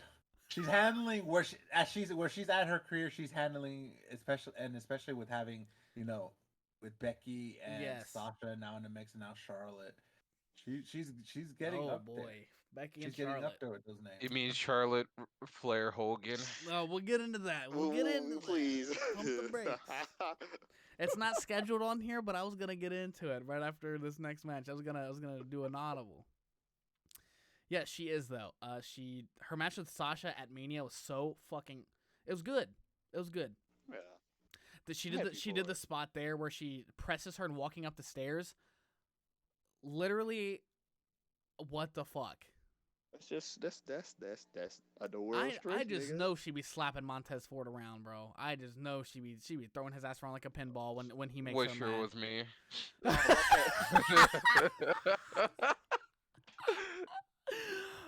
Fuck. All right. You know what? On that note, time for the main event of the evening. You know what it is. Universal Championship on the line, the most valuable belt in this company, and not because of the belt, because of the man holding it. Sorry, Carmelo Hayes. And the now no DQ match, the Tribal Chief Roman Reigns, the leader of the Bloodline, the man who puts food in my mouth, clothes on my back, and a roof over my head. Freaky man. Retains the Universal Championship after beating Brock Lesnar. Beautiful. After the match, the Bloodline and Paul Heyman, they helped Roman during the fucking match. Yeah, Usos are hitting super kicks, Paul Heyman going crazy. Yes. Which is totally fine with me because he's a fucking heel champion. And after this, he's going to boast about how he did it. He beat Brock, blah, blah, blah, whatever. Acknowledge him. It's going to be great. They're all four on the stage of Bloodline, Paul Heyman and Roman. On the stage with Roman as he raises the title as Brock looks on while down on the mat to end the show. Was a good show. I wasn't a fan of the ending. Yeah. The match, obviously, but it's obviously got its reason. I'm not gonna be a mark about it. Be like an idiot about it. It's obviously a reason. It's probably gonna be another match at WrestleMania between the two. Or Survivor Series. I want there to be Survivor Series. Well, maybe. I don't know if they're gonna do the brand thing there or not. You, in my opinion, more likely than not, you cannot go wrong with Roman and Brock. I don't think. I think when done right. When done right. Yeah. Yeah, there we go. They're capable of having great matches with each other, but for some reason, like they'll just like it's hit or miss in the weirdest way of like they'll just book it weird. When the niggas actually wrestle, the match should be perfectly fine. What Mania was that? When they was in the ring just doing finishers? WrestleMania 34. I remember. Yeah, Roman's mouth was like split open, right? He was gushing that match. Dude. On that WrestleMania, I don't remember that fondly because it lasted like 1,700 hours. It felt like. I really hope the Mania stick to 2 nights from here on out. The only highlight of it that I remember was Miz, Balor and Rollins triple threat. That was the opener. Yeah, and what was it again? Kurt Angle, Ronda Rousey. Yeah. Versus Triple H. Just circle back to that Seth Rollins match. He came out as a White Walker. Yeah. That's fucking awesome. Back when people liked Game of Thrones. Yeah. Well, don't say nothing. It's 566 still, and Jose still have yet to watch it, which they will do. Yeah. I already know that because you niggas was cooking it on Twitter. It don't matter. It don't matter. I know, man. I'm still. It won't take away from it.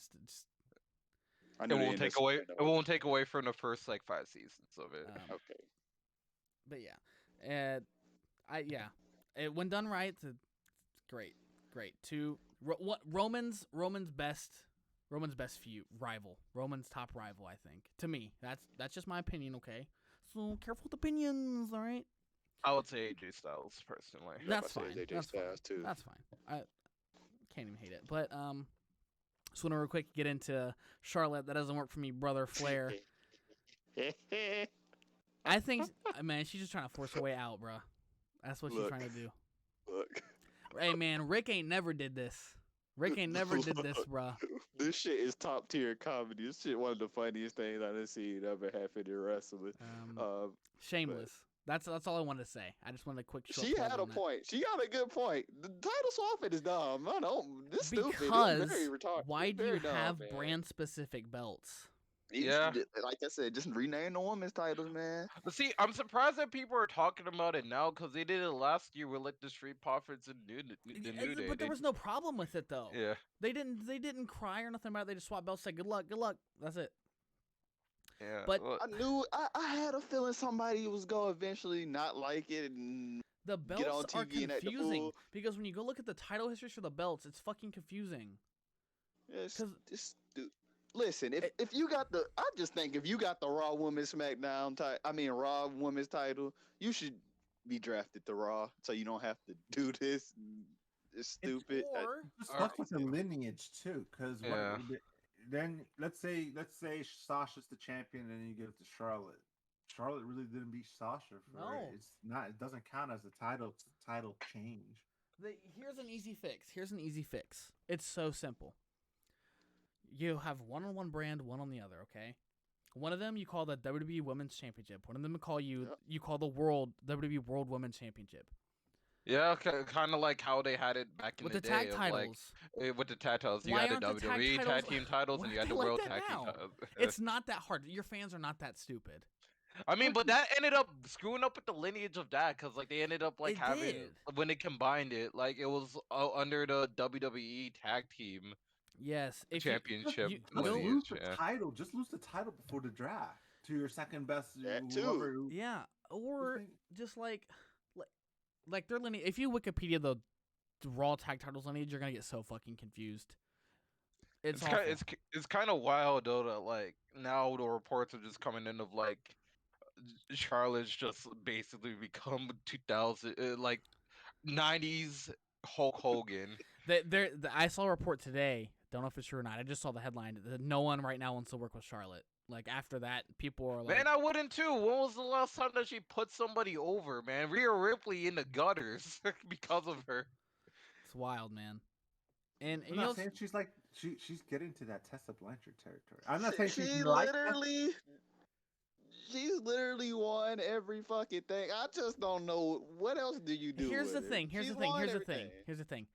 She gets released. She goes to AEW. She have that little buzz, and it's not gonna be like. I'm sorry. Like she's talented, but she's not What do Ric Flair. if you think she's gonna work if whatever with the lock if it's true what the locker room says if they don't want to work with her, what do you think the women in AEW are gonna do? Not Yeah. work with her at all. Or wherever she goes. If she doesn't go there, maybe she goes to somewhere else.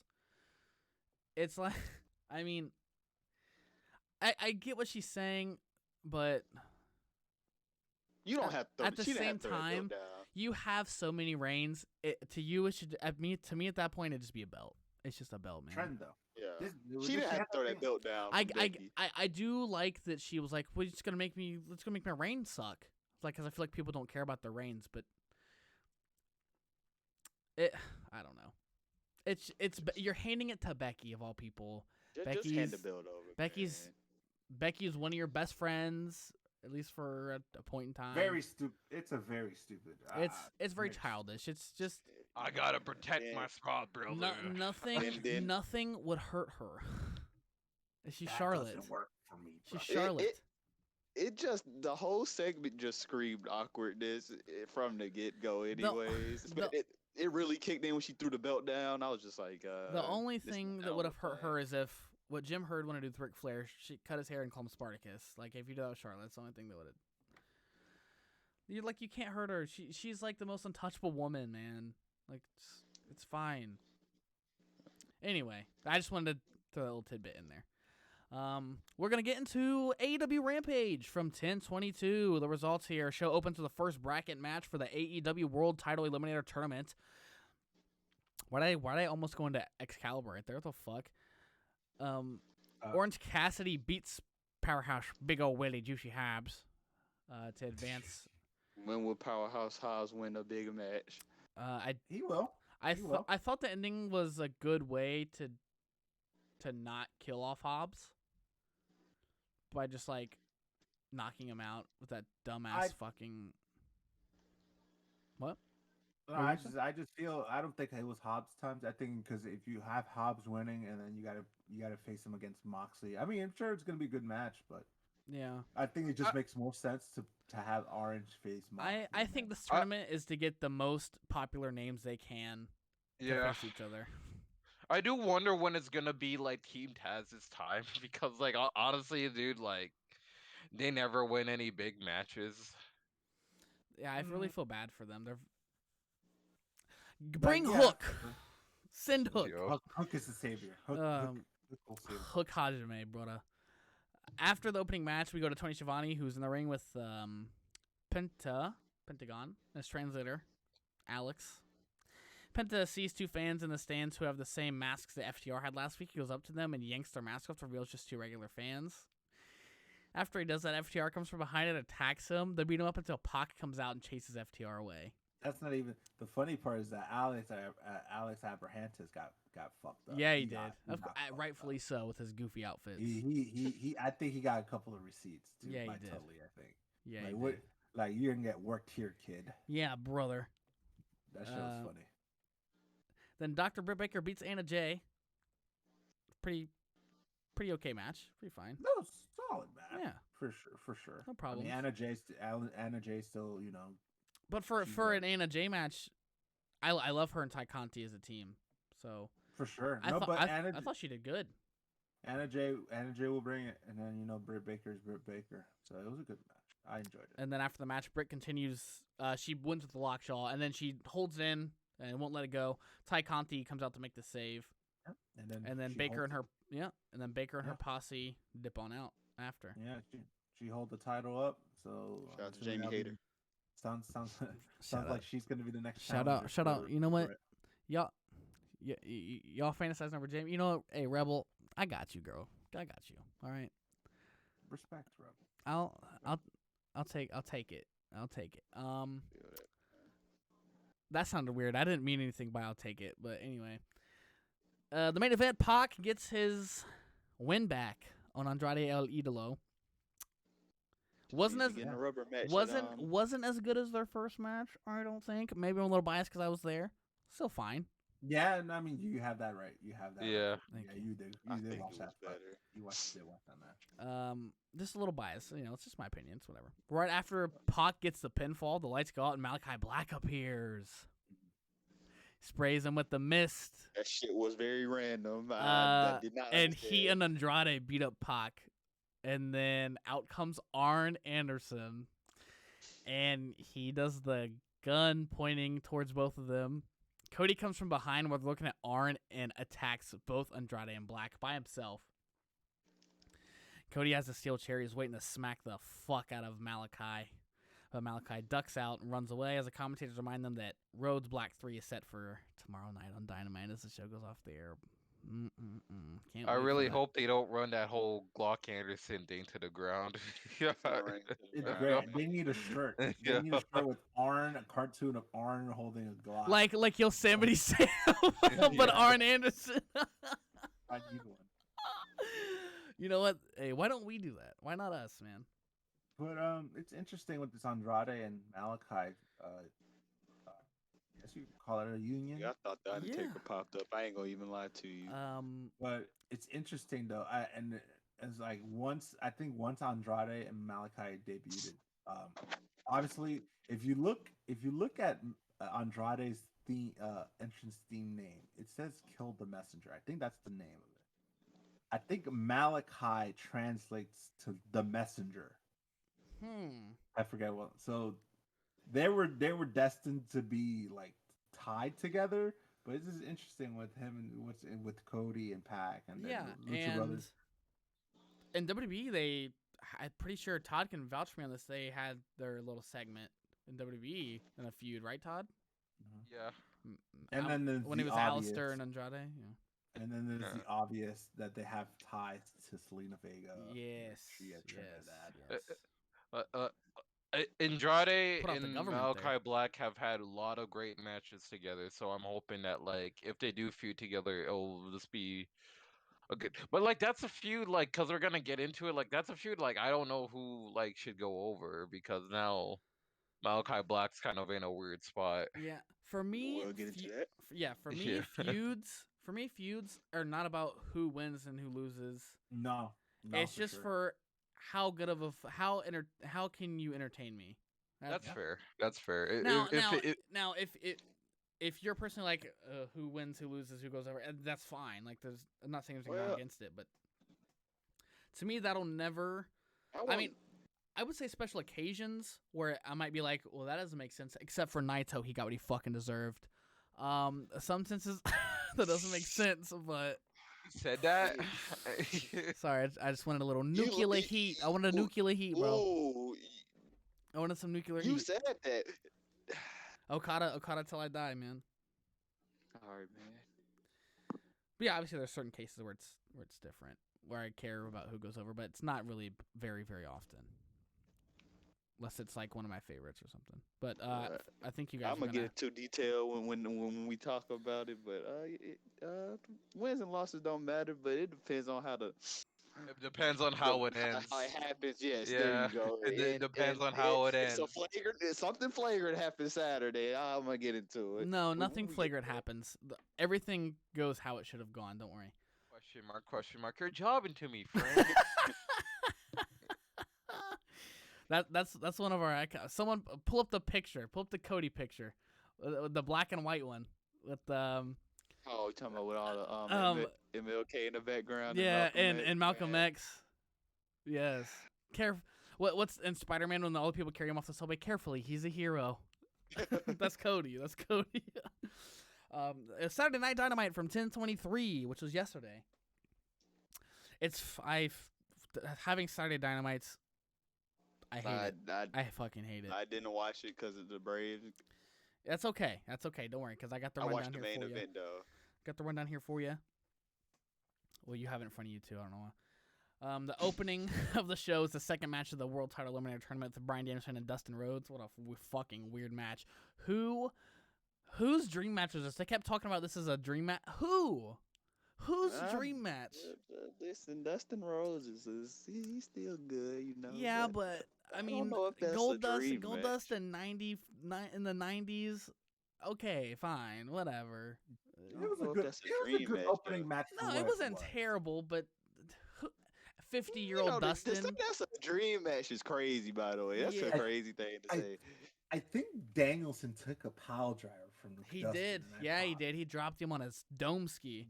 But believe it or not, in shocking fashion, Bryan Danielson beat him to advance to the next round in the tournament with his theme song. Of course he did. Todd, anything you want to add about the Dustin Rhodes pile driver to Daniel Bryan? Man. I know you remember that. Don't bring him to New Japan, please. I know you remember that elimination chamber. I want to see the matches, man, but I don't want to see the circumstances that lead afterwards. I know you remember Drew Gulak, man. I thought he was dead. I thought he killed him. No one's gonna stop him, man. He's gonna. He won't stop himself. He's not gonna stop himself. So somebody has to intervene. Go ahead, Vince Bruce Wayne. McMahon was the only one that could keep him tame. We cut the backstage with Kenny and the Super Click. Yeah, I called him that. Defund the elite. Yeah, the elite. You said defund the elite. Defund the elite, bro. Omega talks about next week's match with Hangman and the Dark Order, who are scheduled to face the elite. Omega mentions how he knows Hangman more than anyone else, and if the fans knew him as well as he did, they would be chanting coward shit instead of cowboy shit. Nice. Not even his best. Nice. His best promo this year is when he looked at Christian and said, "You think you know me?" Fucking. Oh, okay.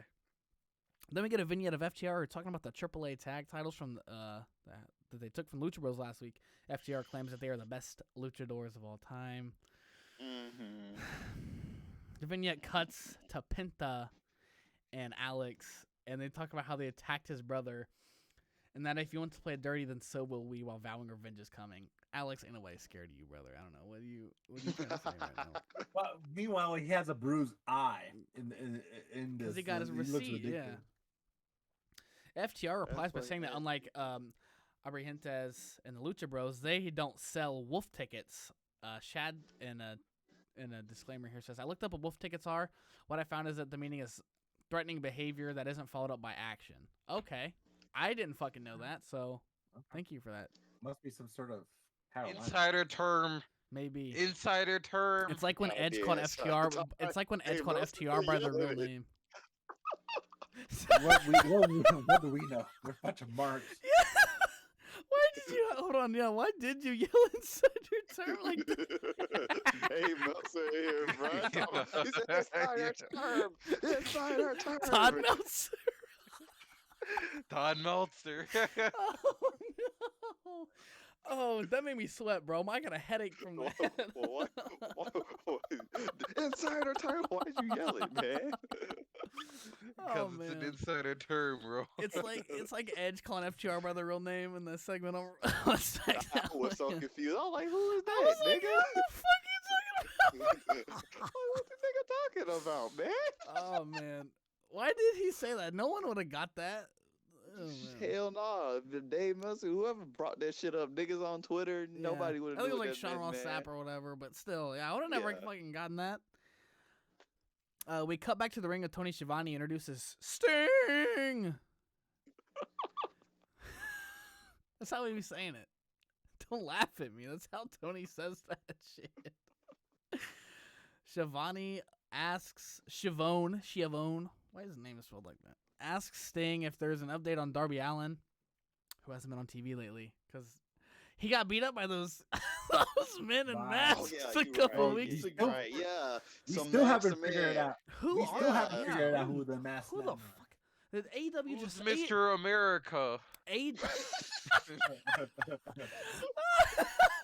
gonna have a lie detector test next week to determine who the fuck is Mr. America. I am not a pervert.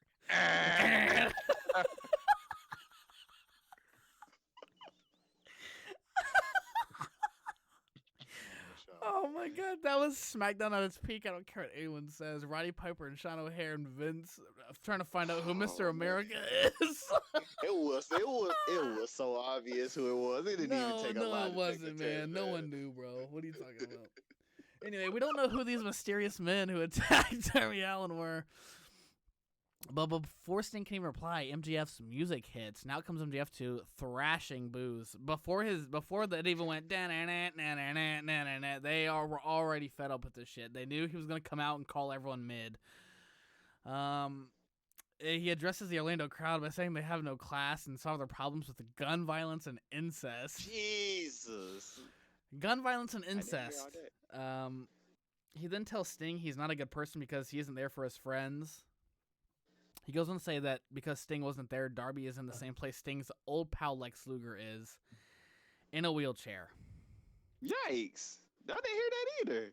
Yeah. So like, Uh, MJF has taken Max Caster's gimmick word for word, bar for bar, by just going as far as he possibly can go and seeing where he gets Until there. Tony Khan pulled the plug on him and spin him. Oh. Yeah, it's gonna here's eventually the happen. thing with what MJF said. As someone who's been watching WWE 2000 lately, Luger has fucked Sting over so many times. Like, I don't think MJF really realizes that. Like, the last time they were together on live TV, Sting beat that man because Luger literally, I'm pretty sure, tried to kill that man. Him and Kimberly. She ran over David Flair too, but you know, it's whatever. Whatever. That's here nor there. It's still a wild thing for MJF to say, despite how. Ironically, we talked about Lex Luger last episode, by the way. That's fucking weird how that works. Still fucking wild because anytime MJF's in the ring with someone, he just is like, all right, well, I'm going to fucking insult, I'm going to deep cut you. Darby, that's why your uncle died. Or Brian Pillman, your mom did meth. Yeah, that was. That. Eddie isn't up there in heaven. Oh, Eddie's no. down there in hell. Oh, I love how he had to like add in like in hell. Like we didn't understand You know what damn was well going on. Vince made him say that wild shit. Yeah, he definitely made him say that. Anyway, after that, Sting decks MJF for saying that shit, and then out comes Wardlow. And This is war. wait, it gets better because play it loud. The chairman of AEW come out to help him. The Pinnacle beat up Sting. Sean Spears beating him with a steel chair. Then MJF yells into the camera. Spears said he wanted his CM Punk match, and he has not gotten it. It's probably for the better, though. No, it's not. Don't you ever say that about the chairman. Sorry. MJF yells into the camera that Darby will always be second best to him, and that he's the past, present, and future of professional wrestling, which is like one of his catchphrases now. And yeah, Sting got his ass beat. Put through a table, bro. Yeah, man. Clean that man up. That's Stem Cell doing wonders. He going through tables now. But is he gonna take another buckle bomb? I know that nigga back was. I know his back was hurt after that shit. He ended up taking the buckle bomb. You know that. We get a quick backstage segment with the AEW Women's Champion Dr. Britt Baker, the MC. She says the exact same promo that she always says. She's the baddest bitch in AEW. And then she has to say a cuss word as well. So she says she'll beat Ty Conti's ass at Full Gear. Or she'll defend her title against her. And that's pretty much the segment. DMD. She ain't the baddest bitch. That belongs to Jamie Hayter, but... Anyway. Transparent, aren't you? Yeah, man. Up next, we got a first-round matchup for the TBS. Seeing that written down is way funnier than it was when I seen the belt. For the TBS Women's Championship Tournament, Ruby Soho versus Penelope Ford. And you guys aren't going to believe this. Ruby Soho wins and advances after beating Penelope Ford. Shocker, I'm man. just as shocked. She won on a roll-up, did she not? Yeah, pretty sure, yeah. Fucking schoolboy. Next round, she will face Chris Statlander. Yeah, after the match, we see Bunny alongside Penelope Ford going to attack Ruby Soho when Red Velvet, who's facing Bunny in the first round, comes out to even the odds, causing Ford and Bunny to leave the ring. We cut to a backstage segment with MJF along with Wardlow and Sean Spears because they haven't been out enough. Wardlow wasn't happy with MJF after throwing him to Sting last week, to where MJF gives Wardlow an accountability buddy, which is Sean Spears, and runs off. Okay. Yeah. So they're pretty much together now, I guess. We have another match here. And boy, was it a thrasher. Because Bobby Fish squashes Anthony Green. Oh, yeah, Anthony Green. I don't know why is Bobby Fish... very quickly. Like, he very quickly gets rid of old buddy. Why is Bobby Fish getting so much TV time? I don't know, man. After the match, Fish continues Bobby to Fish, attack brother. him. He's a draw. He continues to attack him, and CM Punk comes out and makes the save, and Bobby Fish runs away. So we're going to see Bobby Fish versus... Why is Anthony Green and CM Punk friends? Whatever. Next, we get a quick segment with a new tag team of Leo Rush and Dante Martin. Leo puts Martin over while yelling that they got a match next week on Rampage. Or while telling him they got a match next week against the Seidel brothers. Greatest tag team that ever lived, yeah. The next tournament match for the world title. Oh boy. Eddie Kingston and Lance Archer. Eddie Kingston beats Lance Archer, but during the match, Archer shown to land on his head. We got almost compressed his damn neck in that damn ring. We definitely had a scare. It was definitely a shoot. A lands on his head, gets checked on by the doctor. And then Lance Archer is able to roll back in the ring just to get pinned. After the show ends, he tweeted that he'll live and that it could have been much worse, which is true. Definitely don't want anything bad to happen like that. But that was definitely scary. While watching that, I was That multitasking and I definitely stopped what I was doing. I was like, "Uh-oh, wait a minute now." Up next, everyone's favorite segment, the American Top Team with Dan Lambert. 566's favorite. Man, he loves some Dan Lambert. Heading to the ring. I don't. They insult the Inner Circle. Sammy Guevara comes out. They go back and forth, but Sammy says he'll give American Top Team's Ethan Page a title match next week on Dynamite. Damn, Sammy's reign really finna be short, See, ain't it? The thing about Dan Lambert, is that like this city that I'm in happens to be particularly the worst city that I've been to this week. He's literally On- pulling it. That's what Scorpio Sky did in SCU. Yeah. This is the worst town. It's just taking Scorpio's gimmick and keeping it alive. So next week on Dynamite, Ethan Page versus Sammy Guevara should be fun. Ethan Page has the tightest tits in the game. What? Smile. That's what he says. That's what he says. He does say this. You're right. My bad. I'm not flagrant. He says he has the tightest. I believe the man. All right, he's not gonna brag about that and not back it up.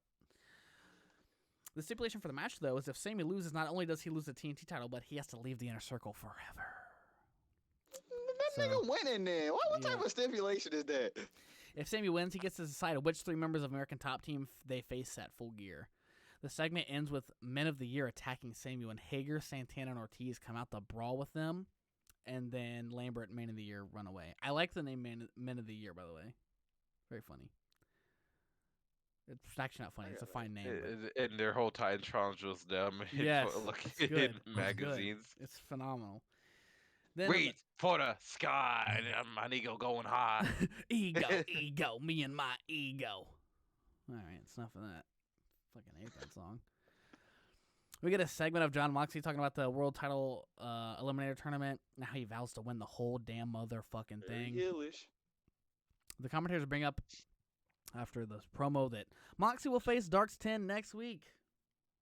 Why is he facing weird ass tournament, man? Weird ass tournament. Why is 10? You know what? Let's keep it pushing. We get a backstage segment with Hangman with a Dark Order. He says he has a plan for the Elite and mentions how next week is Halloween. He mentions getting a costume, but he'll never reveal which costume it'll be.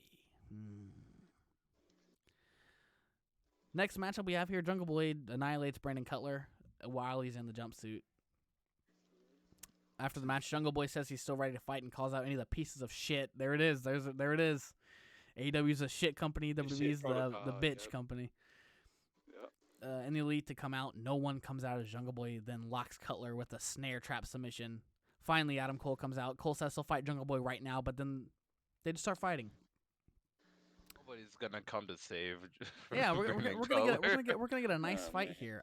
No, we're not, because the Young Bucks jump Jungle Boy as a super click, annihilate him, and then throw him off the stage. And he does his best Jeff Hardy impression. That was a wicked bump. He just smacked the floor like. It was a crazy bump. That shit was kind of dangerous. I ain't gonna lie to you. And then following the death of Jungle Boy there, Miro gets a quick vignette about getting impatient with God, and he's ready to be champion again. Good. Simply go challenge the nigga there and stop sitting in the. You know what? Let me use We my got his logic. vignettes. He's a champ with these promos. Those promos, you Yeah, always this is bring where he's the these weekly. champion of. These are his best Yeah. promos of his career. Hell yeah. And then we got the main event here. Finally, it's finally time. Mark Henry will say, "It's time for the main event." This week Tony did it. It's funny. Malachi Black versus Cody Rhodes 3. Interference during the match was a fucking nightmare. Arn comes out, Andrade comes out, Pac comes out, Brock Anderson comes out. Cody beats Malachi. He gets his win back for America. You took it all away, but you gave it all away for him to get his freedom. Oh man. And Cody is all bloodied and battered, and he's celebrating with. Dookie booking in the flesh. Yeah. You know, Oh man. There was a weird moment in the match where they were both outside and Arn was in the ring the whole time. Like it was Yeah. like for 5 minutes, and I was like, "Why is Arn doing in the ring?" Yeah, but I'm Cody, sure he's staying away from the conflict or yeah. the action, but it was just so weird. This of him whole to be in- storyline is weird. Let's be honest. You know, I'm sad because like early AEW, Cody was one of the highlights for me.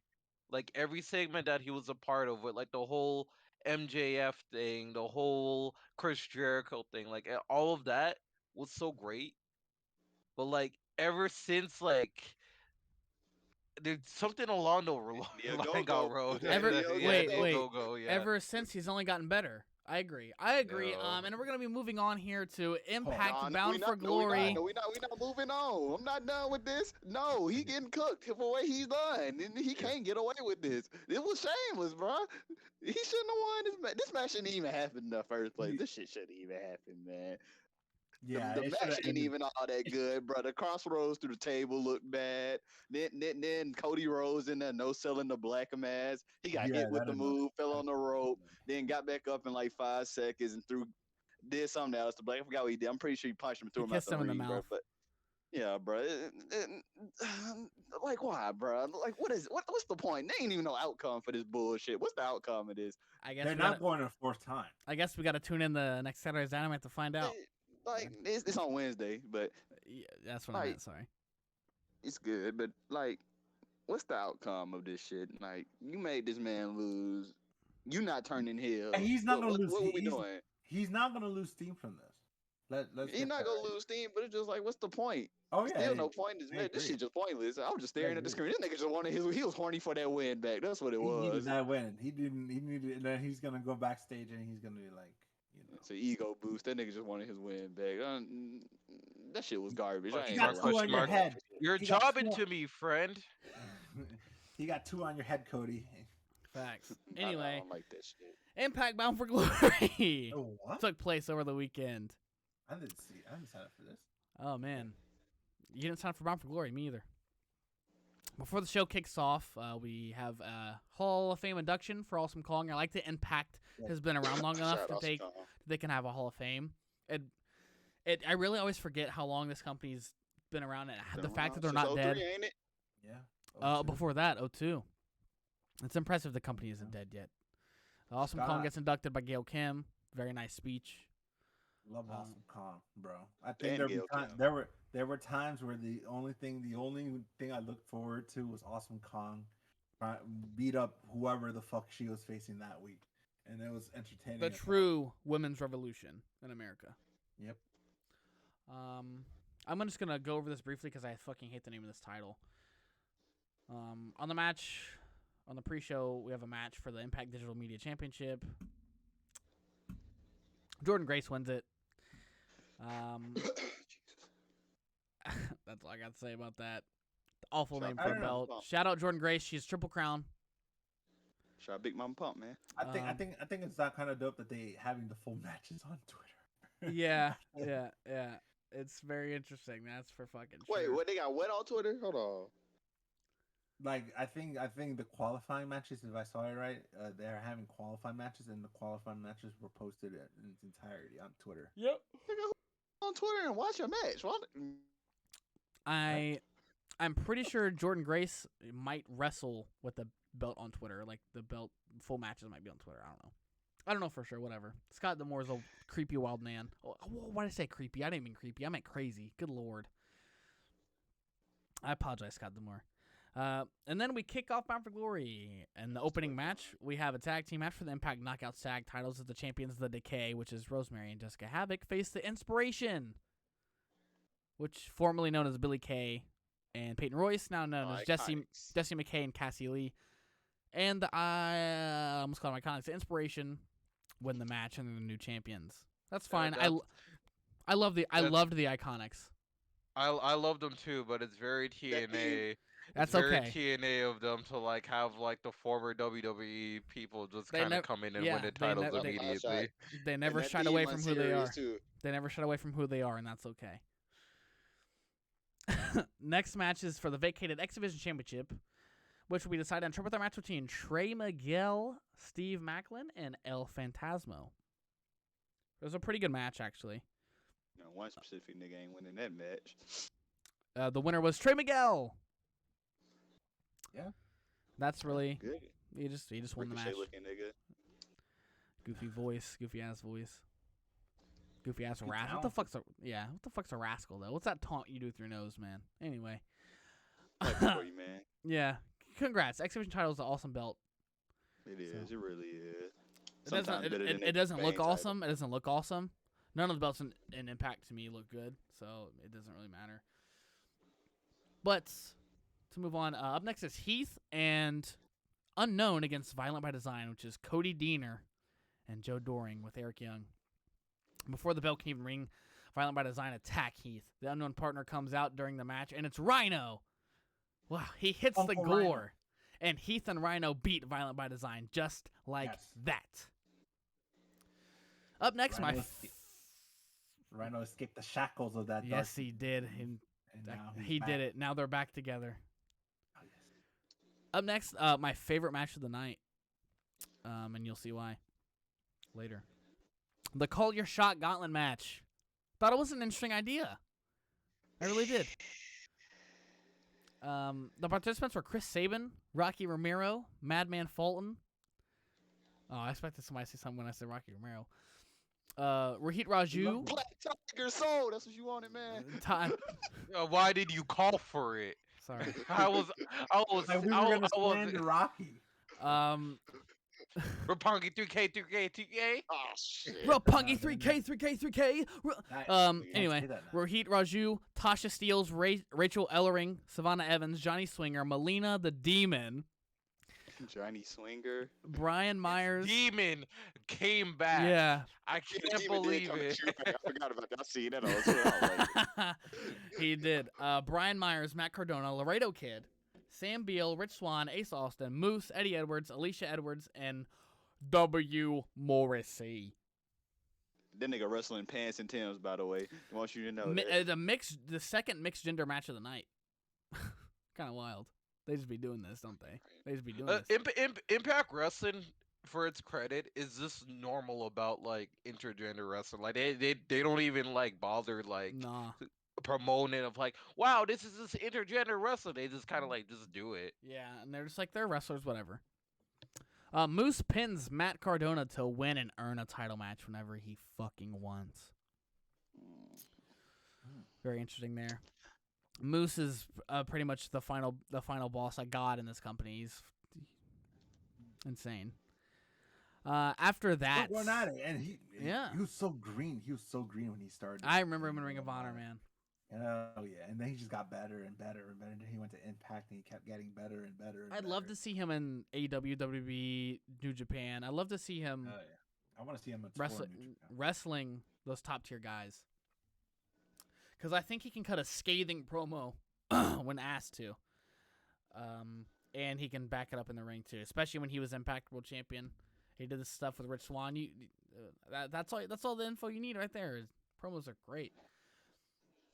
After that, we have a triple threat tag team match for the Impact World Tag Titles as the Devil's on my face. Come on. Why? The Good Brothers defend their titles against Chris Bay and Hikuleo and Finjuice. The Good Brothers successfully retain their tag titles as if anyone. Free me from the shackles of the Good The Brothers. Devil's on my face. They just don't have the sauce anymore. You don't like Rocky Romero singing his heart out on that song? All right, man, my bad.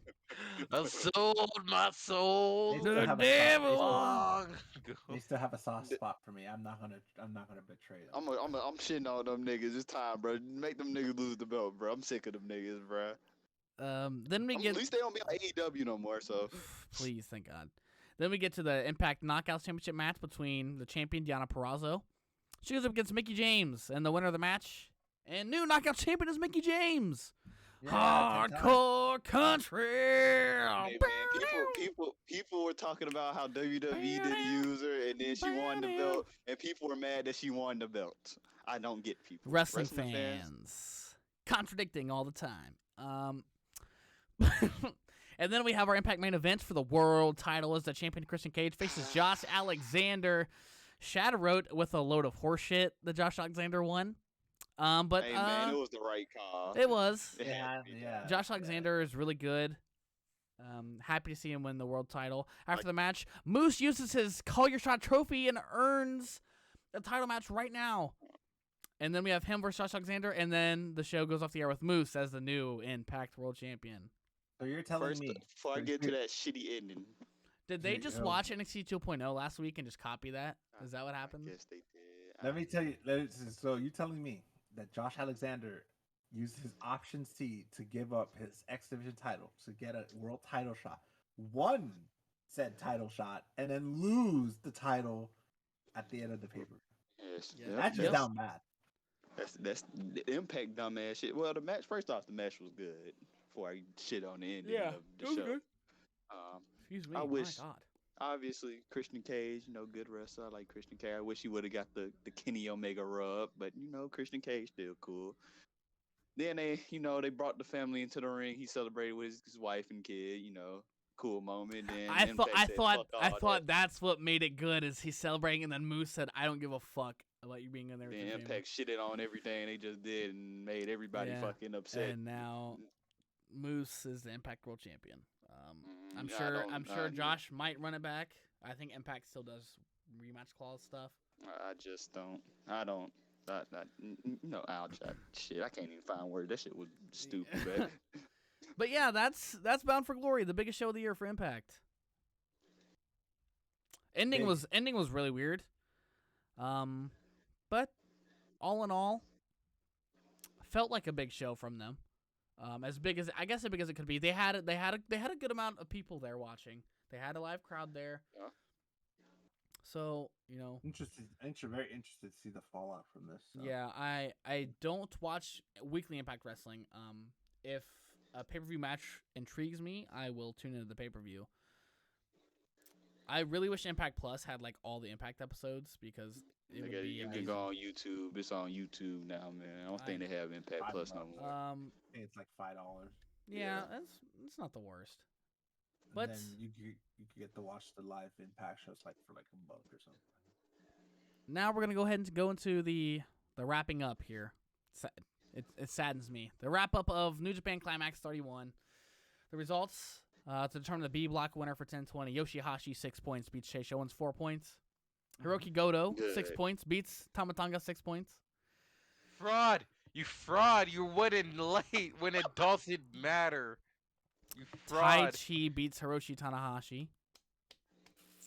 Salvages anything. The Tai Chi because Tai Chi was just down bad at the end. Evil beats Sonata. Mm. And then Ah.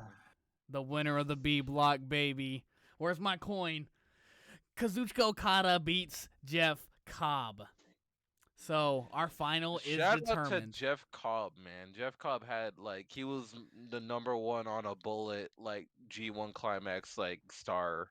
Yes, of sir, it. Nigga absolutely. should be the MVP. leader of the United Empire over that the other bitch ass nigga, but Well, you don't like Elevated? You don't like it? That's not a scheme anymore though. So. Okada might have won the block, but Cobb was the MVP of the whole deal. I hope New Japan moving forward gives a lot more to Jeff Cobb and Zack Sabre Jr. I hope that they Please just let him get a U.S. They- title. Well, they need that they need the U.S. title belt in Japan, man. Just change the name of the stable to Saber Goon and keep it pushing, man. it's eventually it's probably gonna be Taishi good, but Yeah, either way. Saber whatever. Goon sounds cooler though. I want a shirt of it. And none of what you guys said even remotely matters anymore. No one gives a fuck because Kazuchika Okada beats Kota Ibushi to win the G1 Climax, which means Kota will not become God. The New Japan has the worst luck of the past 2 Before years. we get into the negatives, nigga, hold on. Okay, yeah. Let's get in positives here. Positives. Cassiori Shibata came back. Shibata is my favorite dude of all of Wow. New Japan. So Zach came out first, and I'm like, okay, and he kind of looked dressed, and I'm like, is that what he wears? Is that his street clothes? No, but he's coming out like he's gonna do some sort of shoot training, and then to Shibata's team, and I'm like, what the fuck? What the hell is this? And then he comes out all fucking Ponytail. wrestling, go ready to wrestle shit. The Ponytail. crowd He had a lets out ponytail. the crowd makes a vocal noise. Japanese crowds can't even make vocal noise. They yelled. They were shocked. Yo, oh my god. I felt like I was back in G1 2019 or something like that. Then it was just crazy. And then Chris Charlton, one of the commentators for New Japan World English. Oh, brother. And then he was going insane. And I was going insane with him too. I'm sure a lot of people. Yeah. Shibata, we missed. I miss Shibata. It's Shibata, man. One of the reasons It's Shibata. one of the reasons I watched New Japan. I even started watching was because of him. He was that dude. He was that dude. Now, immediately when he came back, Twitter was calling for him and Brian Danielson, and I just asked, no. How about no? Honestly, One step at a I time. would pay any amount of money to see that match, but my moral sense as well just kind of telling me like, You're Hmm. testing. You're pushing it. You're pushing it. Yeah, my moral sense is saying no, bruh. It's nice to think about it, but you're pushing it because they're gonna I want don't to want. test. They want to go to the limit. I don't want to see another headbutt thrown because Brian Danielson asked for one, knowing him. You know he don't got no good sense. He's a wild person. And then Shibata said at the end that the next time you'll see him, he'll be in ring gear, ready for. Hopefully he beats Kenta's ass. He needs his revenge. And win the U.S. Book it, title. New Japan. And Wrestle Kingdom. Book it, New Japan. Kenta versus Book it, Gato. Shibata. I know you're listening, Gato. Yeah. Book it. Yeah, Gato, book it. I know you're We need listening. that. Book it. We need that, man. And then at the main event, bro, that was crazy. I really did What a feel like it was final. about to get into second gear before Yeah. like the Yes, Phoenix yes, Splash. you felt Yeah. that. Yeah, I felt Yeah. that too. Yes, for sure. Yeah. And then, I can just say simply, boy, this G1 delivered. Yeah. And when I say niggas stop doing Phoenix splashes, when I say when I say delivered, so many emotions, lows, lot of lows. Matter of fact, so many fucking lows. Bunch of highs though. no, I agree. But I what a agree. tournament! What an absolute tournament! Hiroki Hey. Goto was responsible for many of my lows, not gonna lie. Chase Owens, you will pay. And Chase and Owens- you Chase and Owens you, for- Dro, just messing up the whole shit from the Oh beginning. my god, you reminded me of that. Naito getting hurt. Yeah, Naito getting hurt again, man. Greg Oden, man, in shambles. He's Greg Oden. Fix your knees, man. Come on, we love Oh you, god, Naito. We need your get some stem cell research done to your knees, brother. God, you find a way, man. Rey Mysterio type beat. Yeah. And then Oh just- God. And this whole G1 just stunk of evil. Just you Smell- when you think of smelled this, like a skunk. you just think of this G1 climax, you're gonna think Okada won, Naito got hurt, and the Cobb had that run, and then Evil with 14 points. And then Evil ruined it. Yep. Anyway, You went ahead tainting my viewership, man. Ruining my days, bruh. G1 was fun. I enjoyed it. It's our last consistent discussion of New Japan until the show coming up soon. Power Struggle, November 8th. Which next it's like 2 episodes away, so Yeah. I'm sure we can still fit in a lot of the aftermath of the G1 and things like that for the next episode too. So we won't be shying away from New Japan at all. New Japan is a core product of our happiness. We'll cover some Will Ospreay running around with the title. Oh yeah, Will Ospreay running around with a fake belt that nope, I promise you niggas. You don't know care. he was on a Jericho cruise. He that doesn't Oh, surprise he me. on that cruise? Yeah. He wrestling? Yeah, He like probably apparently, wrestled like on the he cruise. probably like I saw a photo of like him, Orange Cassidy. Yeah, if he on the cruise, he wrestling. Then. Yeah. Marty Scurll begging to be on that cruise, bro. And Mar- that Marty man Scurll- Will Ospreay's running around like with one of those Walmart championship belts, man. That's what he Yeah. looks Bro, I Yeah. promise you, he in the talking about when he the real champion. Like nigga, no, you ain't, man. Put it to bed. Please put it to bed. Stop harassing us, bro. Please. Now, I hope Gato don't do Shingo wrong at Wrestle Kingdom. That's all I'm gonna Please. say. I hope please Please. let Shingo be Shingo can lose to Okada. Please let Shingo be Ospreay in a big match once, just one time. That's all I ask. He deserves it. He's he been making the belt matter. Nobody else cared about that belt. They hate the belt. Shingo got it. I was like, okay, this is a cool new belt. Shingo makes it matter. Please, Gato. If you ever hear me, nigga, I'm begging you. Gato, I don't know do you're Shingo listening. wrong. You've already ruined your top title by changing how it looks. Don't ruin this, bro. Don't do Shingo. Give the wrong, belt man. to Shingo Oka- deserve it. Oh.